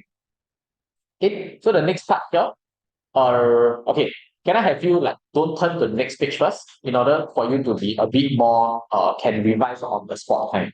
Okay, because the answers are all on the next page already. Okay, so I purposely blanked out some here so that you can think about it a little. Okay, the answer don't require you to write anything, but just think about what is the charge of this ion, etc. Okay, this table here, not important for now. Okay, because this is more related to the topic of salts. Okay, which you will cover more towards the second half of your Sec 3 line. Okay, but the simple ions here are important ions that you cannot find in the periodic table. Okay, so for silver, right, if you are looking into the periodic table, like, oh, silver, then I can try to find silver, oh, silver is here. So maybe I can guess the charge of silver from here. You don't, you can't. Okay, because they are transition metals. Transition metals can have a variety. Okay, so for example, for copper is like here. But we know from our knowledge, copper actually can form Cu2 plus, but then it's in group 11. Okay, so there's no way for you to predict based on the periodic table. Okay, one by one, I'm going to review the answer. Every 5 seconds, I'll just erase one. Okay, try to have an idea in your head so that you can efficiently do the revision for yourself also. Okay, then following this, then we turn to the next page. Okay, so here I just appeal to you to just tahan a bit, don't flip to the next page first. First one, silver ion. Okay, a lot of people will say Ag2 plus. Okay, it's not true. It's actually Ag plus. This is one of the ions that people tend to forget. That's why we are including it here. What about zinc? Zinc, you flip to the periodic table, same thing, is in the transition metals portion. Zinc is actually Zn2 plus.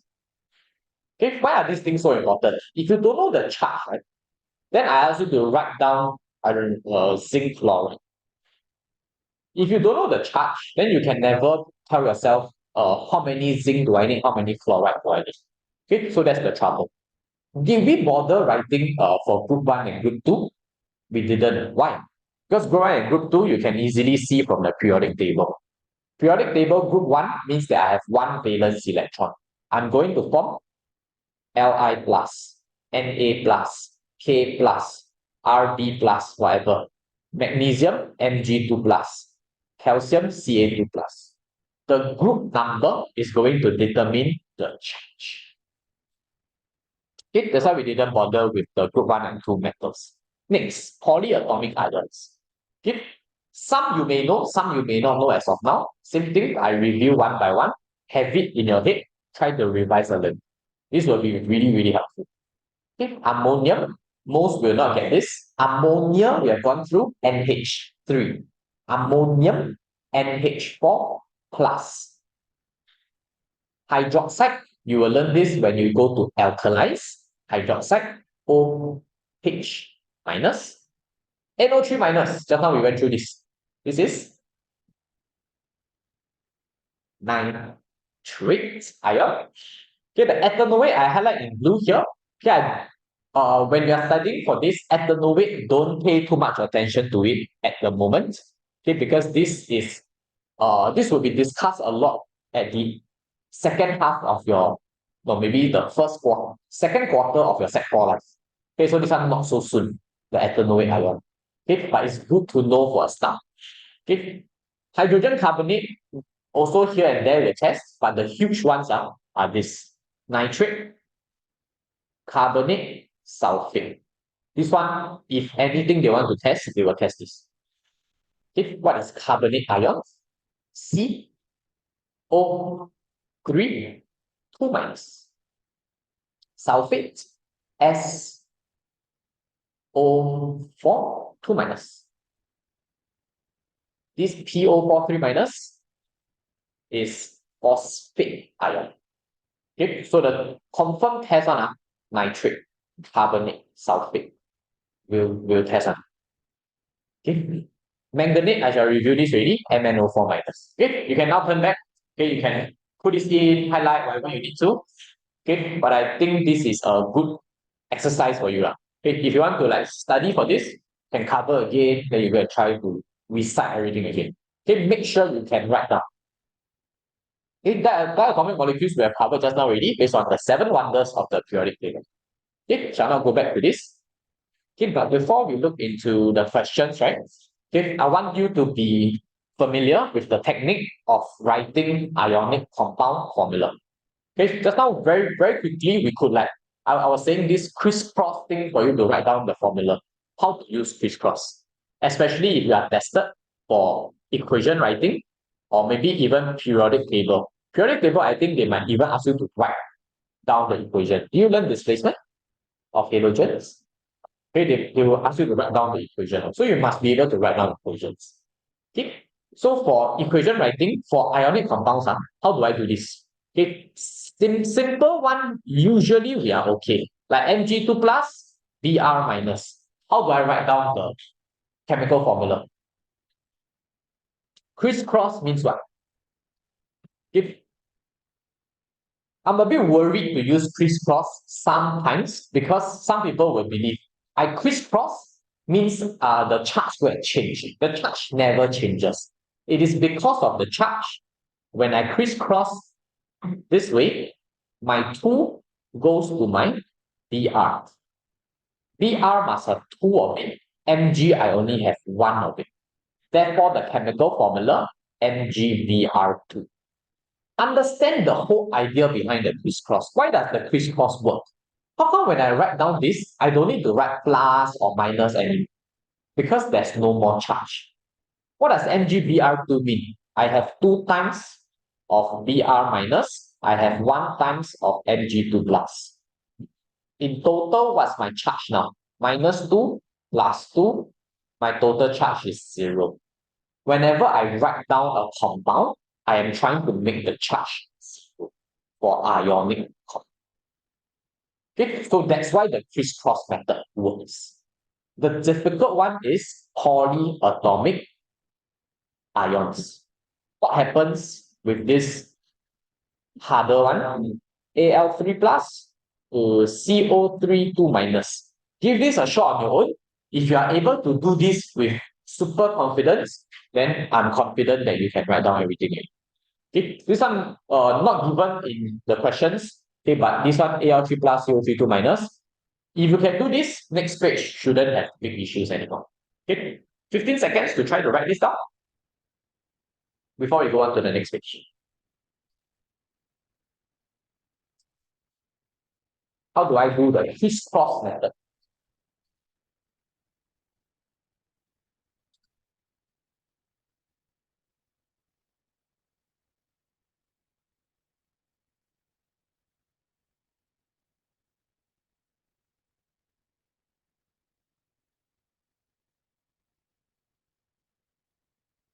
Okay, revealing answer.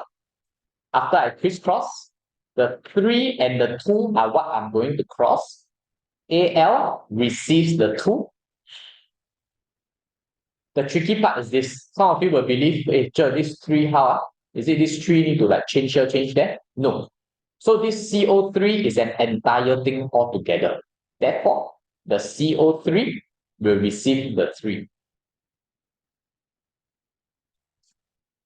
Okay, looks very strange, right? Because the 3 and 3 come together, then like the 3 no. So the CO3 put in bracket. Okay, so the aluminium carbonate looks like this.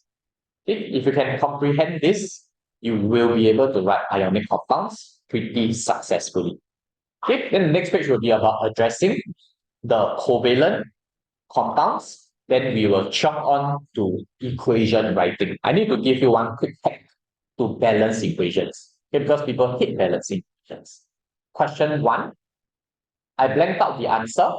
Fluorine, I'm not so worried because 7 numbers. Fluorine, F2.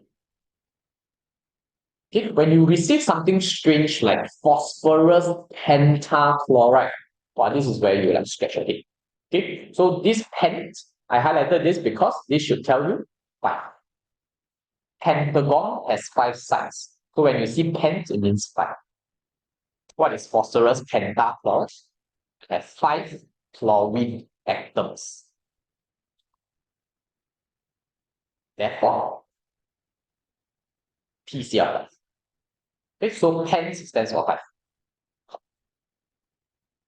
Okay, this hydrogen bromine, help me to amend it. Okay, hydrogen bromide. It should be hydrogen bromide. I have H and Br coming together.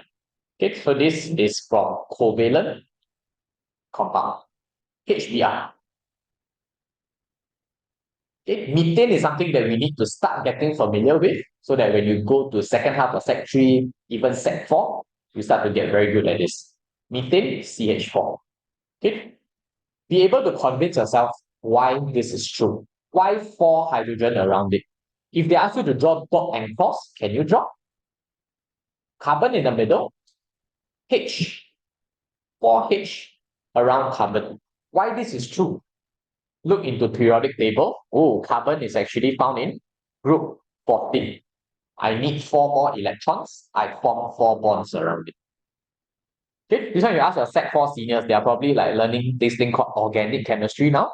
They draw this until they don't want to draw it. Okay, so this is what will happen in Sec 4.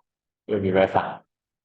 Okay, question 2, I will not go through this, okay, because the crisscross method is what I'm wanted to introduce to you. If you can understand what we were doing, for question 2, you can give it a shot on your own. Okay, but this one I'm going to be running through today. What I want to focus on is equation balancing. And what's the quick hack to equation balancing? You okay? You seem pretty concerned. Okay, we skip up. Okay, okay. Okay, question 3, I won't go into question 3 yet. Okay, before we jump into the next page, right, on question 3, I want to introduce to you a technique to balance equations. Okay, a potential equation that they might give to you that is very annoying is, what if I burn Carbon methane? No, I give you something more complicated. C3H8.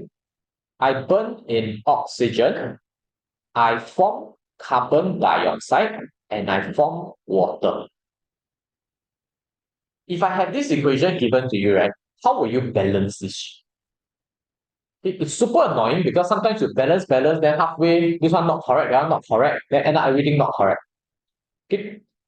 Give this a shot in, say, 20 seconds, see whether you can balance this equation first. We are going to discuss this soon. Okay. The way to balance equation, the short answer is I need to make sure left side and right side number of atoms is the same. This is balancing. Okay, give this a shot. 20 seconds, we review the answer, give you the correct technique to do this forever.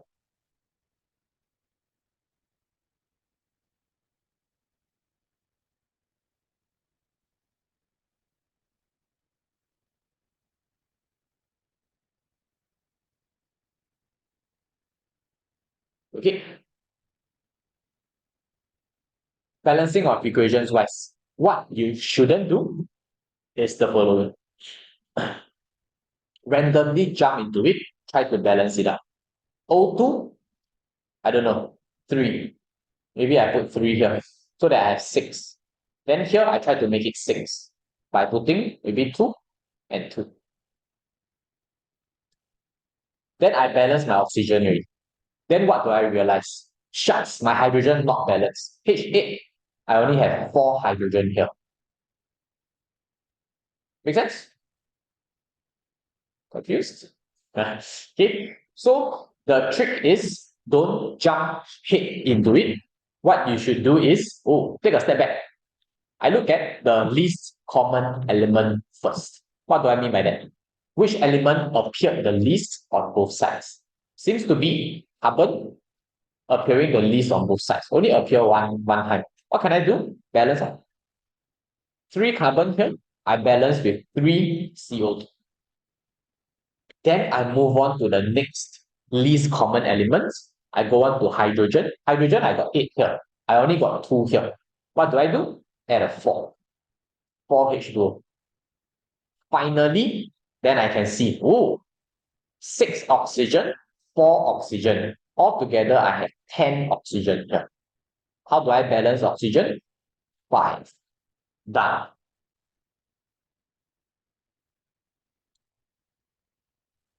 Okay? So this is a quick hack for you to balance equations. Okay, always start from the least common element. Okay.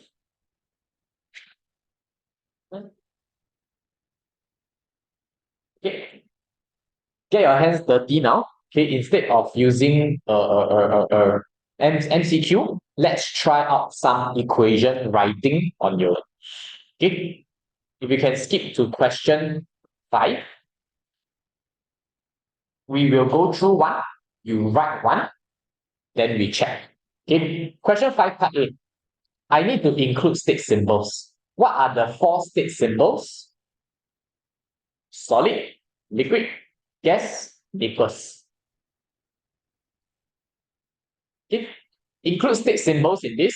Methane, we have gone through what methane is. Burning in oxygen to produce carbon dioxide and water.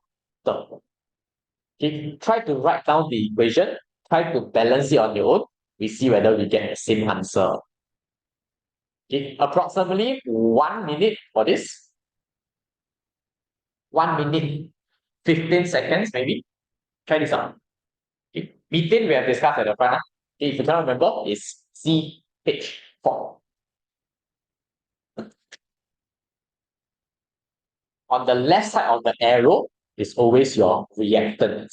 Right side, product. Okay, try to write reactants, then write the arrow, then write the product. See whether you can balance.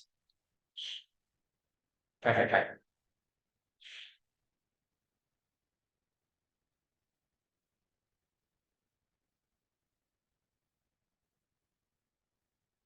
Remember to include your state symbols, okay? Methane should exist as a gas at room temperature. Okay. So methane state symbol is Oh, okay.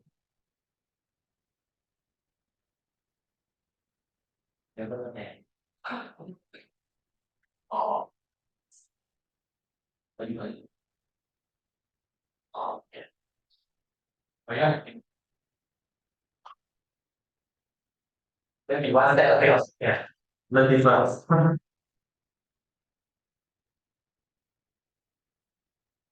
Right. So I actually very quickly.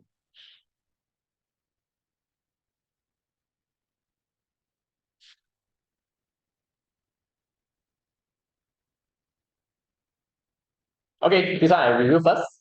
Then you can try the second one completely from scratch. Okay, this one CH4 in gaseous state, H2O in liquid state. Okay, so state symbols wise must be clear. Okay, so how did I balance this? The carbon was already balanced, so I didn't add. The hydrogen was not balanced. H4, I have 4 hydrogen atoms on the left side.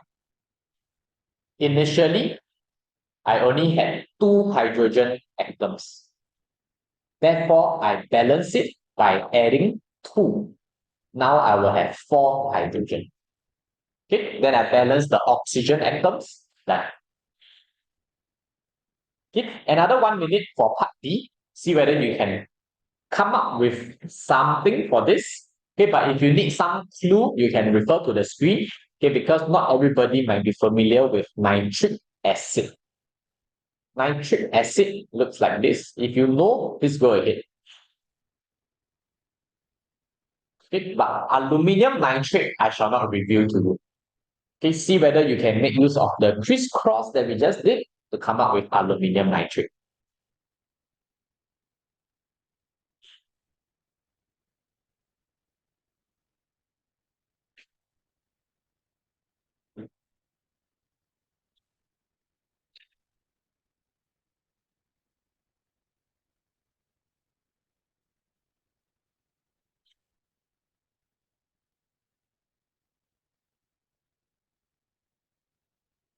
Aluminum nitrate is soluble in water. Okay, so the state symbol is going to be aqueous. Okay, this one you don't have to know for now. Question will hint to you.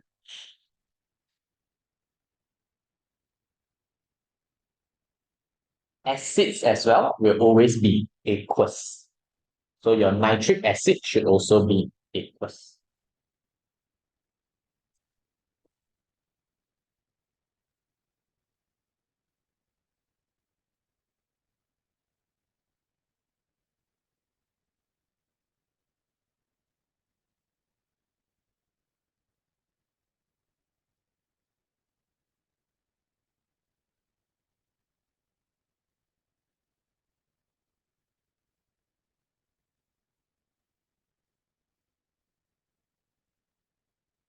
Twenty seconds.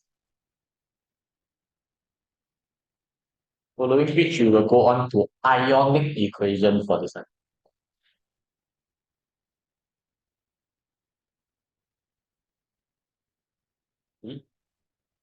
Alright. You can check your answer first, then we will discuss a bit. The balancing is not straightforward here because I have 6 HNO3 in fact. Okay. We will discuss how we got here together. Okay. Answer looks like this. I'm going to blank out the balancing part first so that we step by step go how to balance the equation. Okay. When you write this down, then you should be like, whoa, I'm done. Now I need to make sure the atoms are equal on both sides. Okay, so again, to repeat, left side is your reactant coming together, right side is your product that forms. Okay, so left side, I want to make sure I balance the number of atoms on. Okay, so I can start off with aluminium. Aluminium seems to me that it is balanced. So I can move on first. What next? I go to nitrogen. Nitrogen, the NO3, I can see it together because this NO3 seems to be NO3 times 3 on the other side. How? I add 3 to my HNO3. Okay, let's do this step by step. AlHNO3 AlNO3 plus H2. Okay, so aluminium at the start seems to be balanced. But then when I try to balance my nitrogen, I try to add 3 here. Next, my hydrogen doesn't seem to be balanced here. What do I do next? My hydrogen has 3 here, but my hydrogen has 2 here. What can I do? You can use fractions to help yourself out. Okay, this might be new. I don't think your teacher will ever teach you this way. Okay, but what you can potentially do here is 1.5. Okay, hear me out first because I know you know that decimal wrong ma. Okay, but what we can do at the end will be great. Okay, so I add 1.5 here so that my hydrogen becomes balanced. Okay, 1.5 times 2 gives me 3. What is yeah, okay, so we are pretty much balanced already with this. Okay, so you know your final answer cannot be 1.5. What can you do? Times 2. Okay, I know cannot have decimal, so what can I do? 2 Al, 6 HNO3, 2 Al NO3, 3 plus 3 H2. Done. Okay, so in equations that are very hard to balance, no harm for you, or rather, it is very good to use decimals, or if you are a fractions person, sure. Put the fractions in first, but just ensure at the end, no more fraction. Then you'll be good.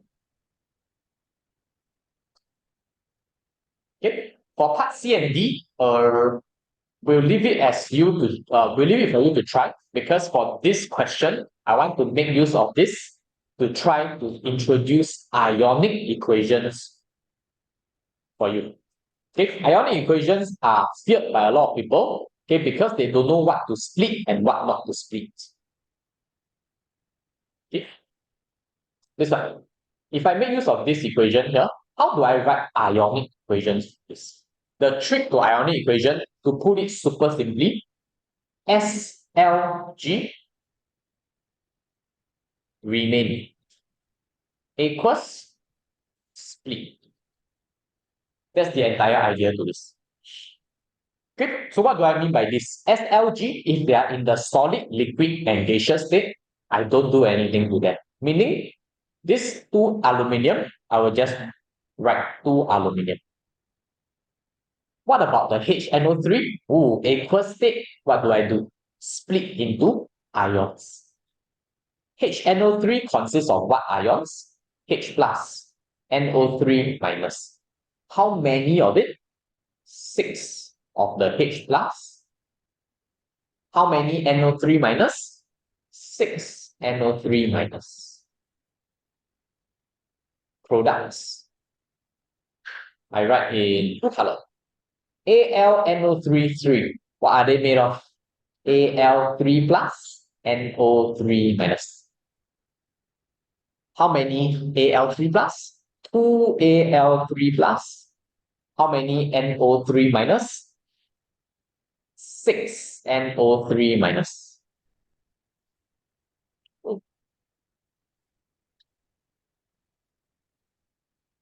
How many H2? 3 H2. I don't touch because gaseous state. Okay, then you all may have heard of this term before called spectator ions. So what does it, how does it even work? Spectators are like those who like cheer on a football match. Hey, you suck, or the referee sucks. Okay, do they make any difference? They don't. Okay, so spectators are basically, at the end, at the start, still the same thing. I don't care about them. They are useless.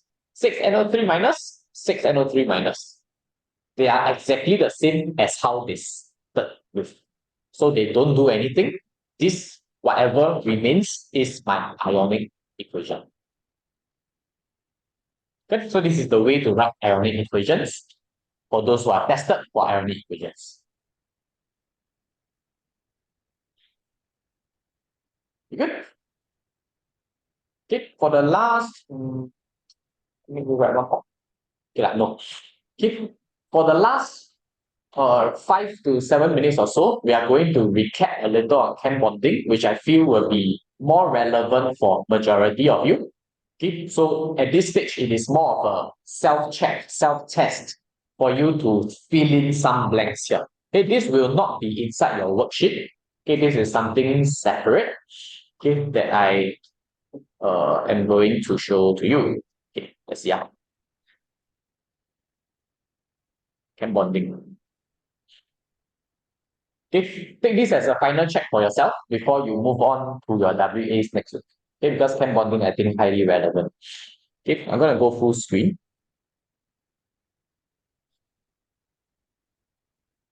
I think I need to change this PowerPoint slideshow. Okay, yeah, good. Okay, for people joining online, let me know if you are not seeing the full screen of the PowerPoint.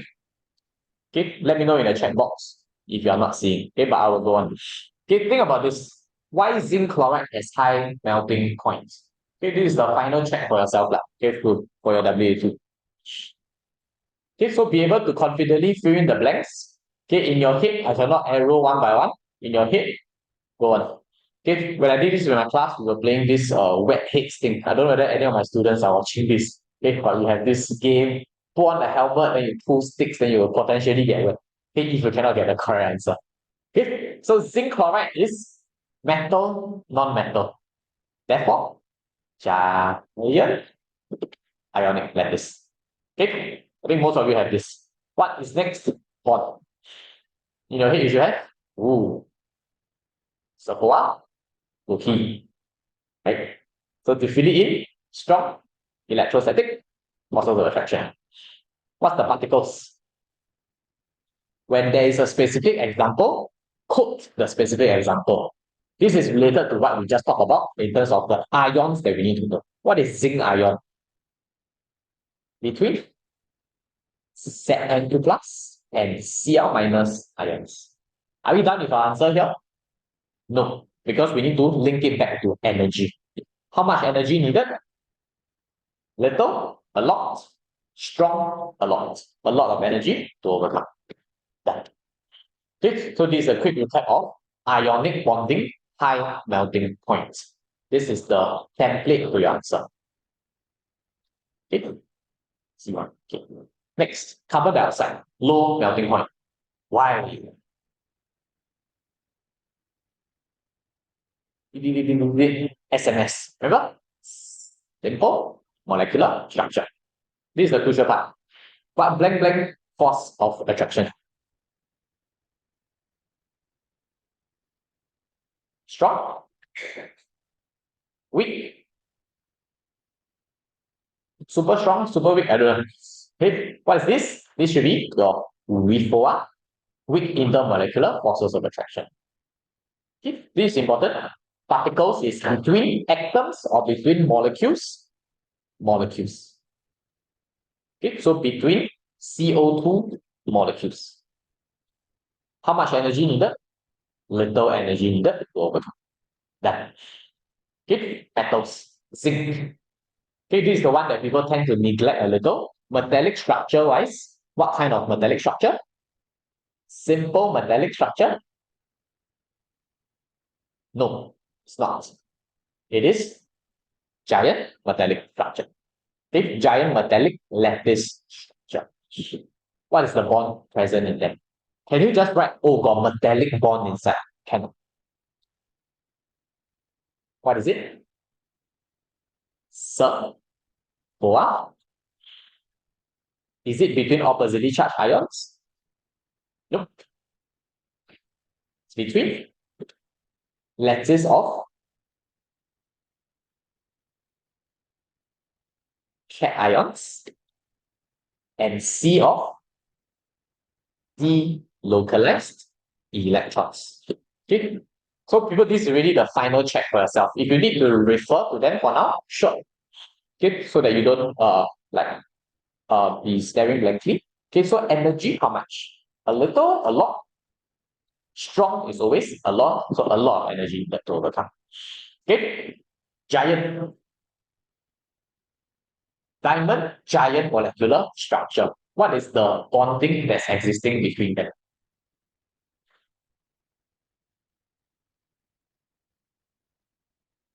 if you ever find yourself writing strong intermolecular, confirm wrong.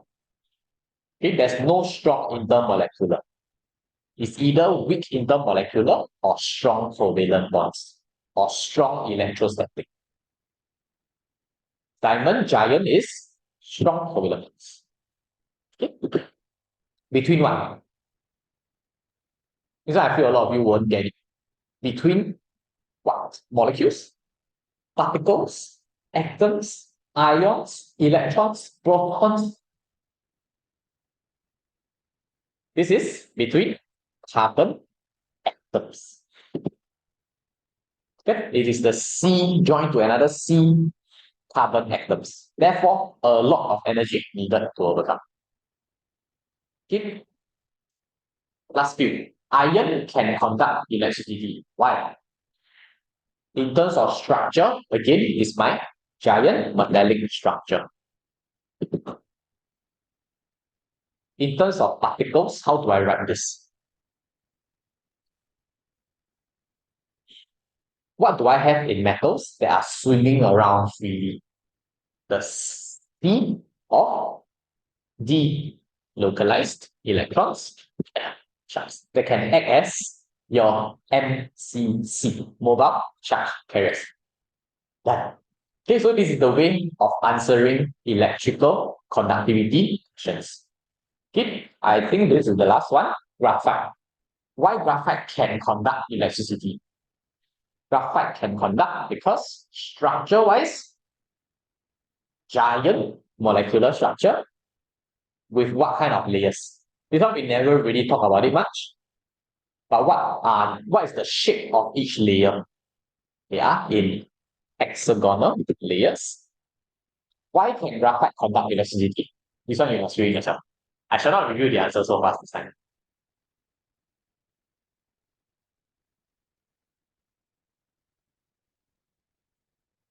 If you are looking to a hardcore study, one of the this one.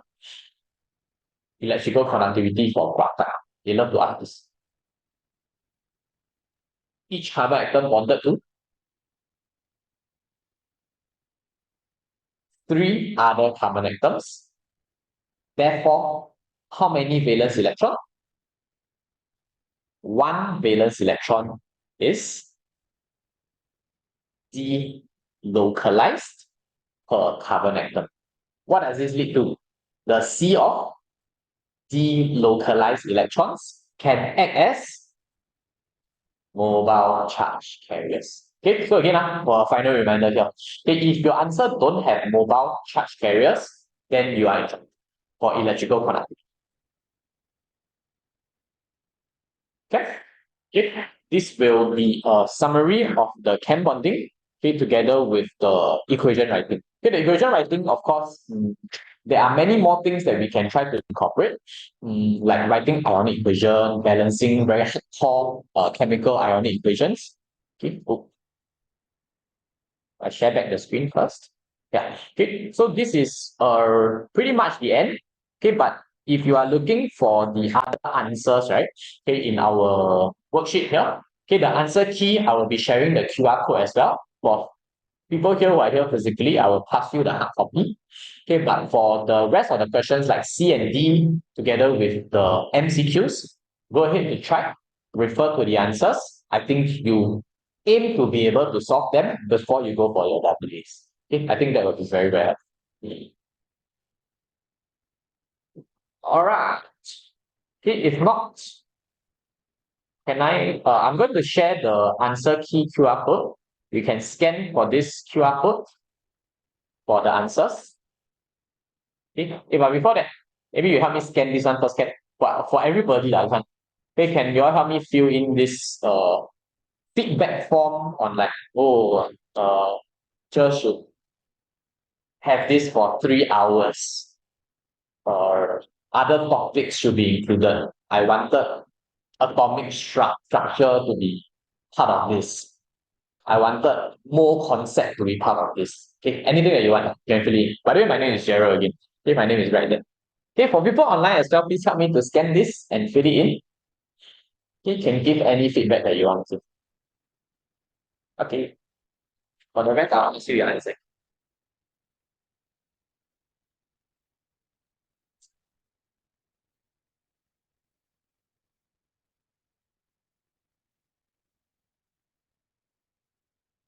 Are you agree that's the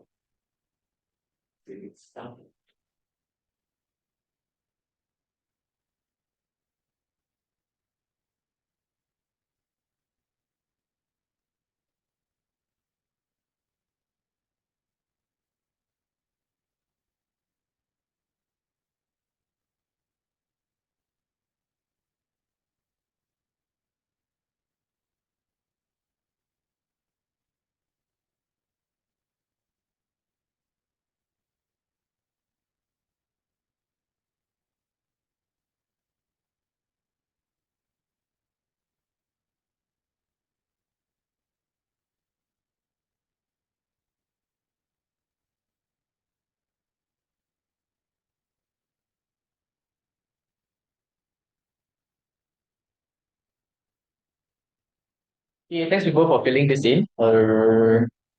Answer key wise for online people is right here. Okay, you can scan the QR code to get the answer. Or if you ever gotten the worksheet, this is the chance for you to get the worksheet again. Okay, but it's also available on the Telegram channel. For those people who are here physically, if you take these days of bio, there is a blood here that you can take. Anyone has a bio? Oh, that's your back to bio. Then it's bio. What are you other things?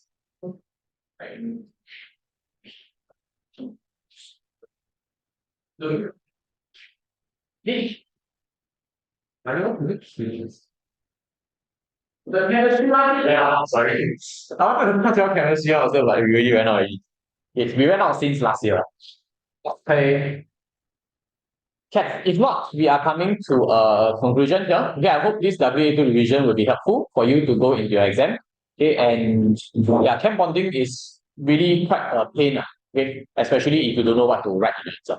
Okay, so I hope you will be writing everything that you talk about in your answer and you can show off to your friends. Okay. If not, we'll come to a conclusion here. Thank you everybody for filling in this feedback form diligently. Okay, I hope you didn't like flame me. Okay, like just give me only 1 minute break. This teacher want me to die. Okay. If not, I think most of you are not overmarked students. So if you want to take snacks for the road, please do. But I think overmarked students they understand really, so maybe you don't need to. Okay, so if you want to go home happy, maybe you take one gummy, then you eat happily and go along. Okay, if not, everybody, thank you for joining me. People online, thank you for staying throughout this, and I hope you will ace your WA2. Okay, but before we go, can we take a picture together? I think we are like too sparse, so we can like gather together, then we can take a picture. Okay. I'm gonna drop my name.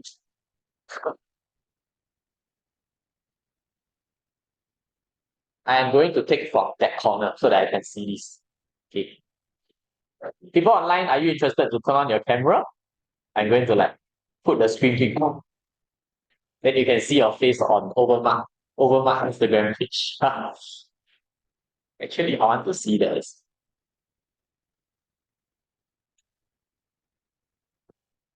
Okay, can we squeeze that yellow?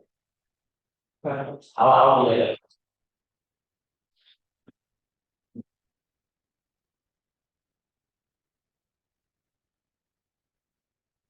Okay, sure.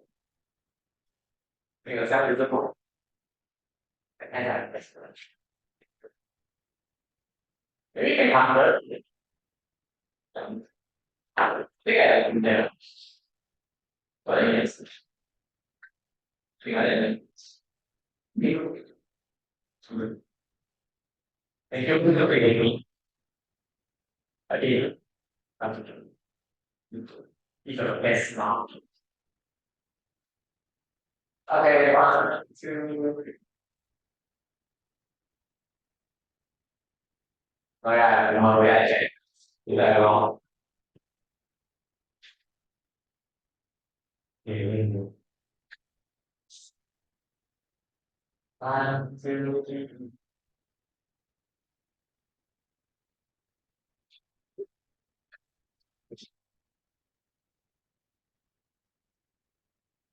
This is a thousand vision.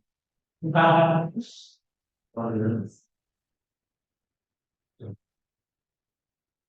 I think I will. Thank you, everybody. What can I do now? Just check. Okay. Thank you. Before people are ready to WA. Anyone take POA? One POA. Or anyone take combined science? One. Oh, what time? Oh, that good might not be. Can bio. Yeah. Yeah. I don't know it's strong. Whoa. Okay, but I can probably is actually pretty relevant. Except for the time. Ten physics. Who take combined also? Yes. Ten physics, ten physics. Yes, you can take theory paper. Yes, not that. Combine and you are the triple break. I wrote them like strategies. They're telling me right. Why equation is right? Yeah. Oh, we can you're right, it's not equal, but this is balance. You're not balanced. So the C2 or you can think of it as two carbon atoms. Will be like joint here. But then this is carbon atom itself. But then I have two of it. It's different. So your question again is sorry. Right, so you're very see like this. Oh, because some chemical reactions happen, then it manages to form something like C2. This is like a random example here. Yeah. So some reaction must have occurred in order for that's right. So you are right, it's different. Sorry, let me stop the recording agent. Okay, I'm stopping the recording here before. Bye bye. Oh, I have a question. Oh, no problem, Dion. See you.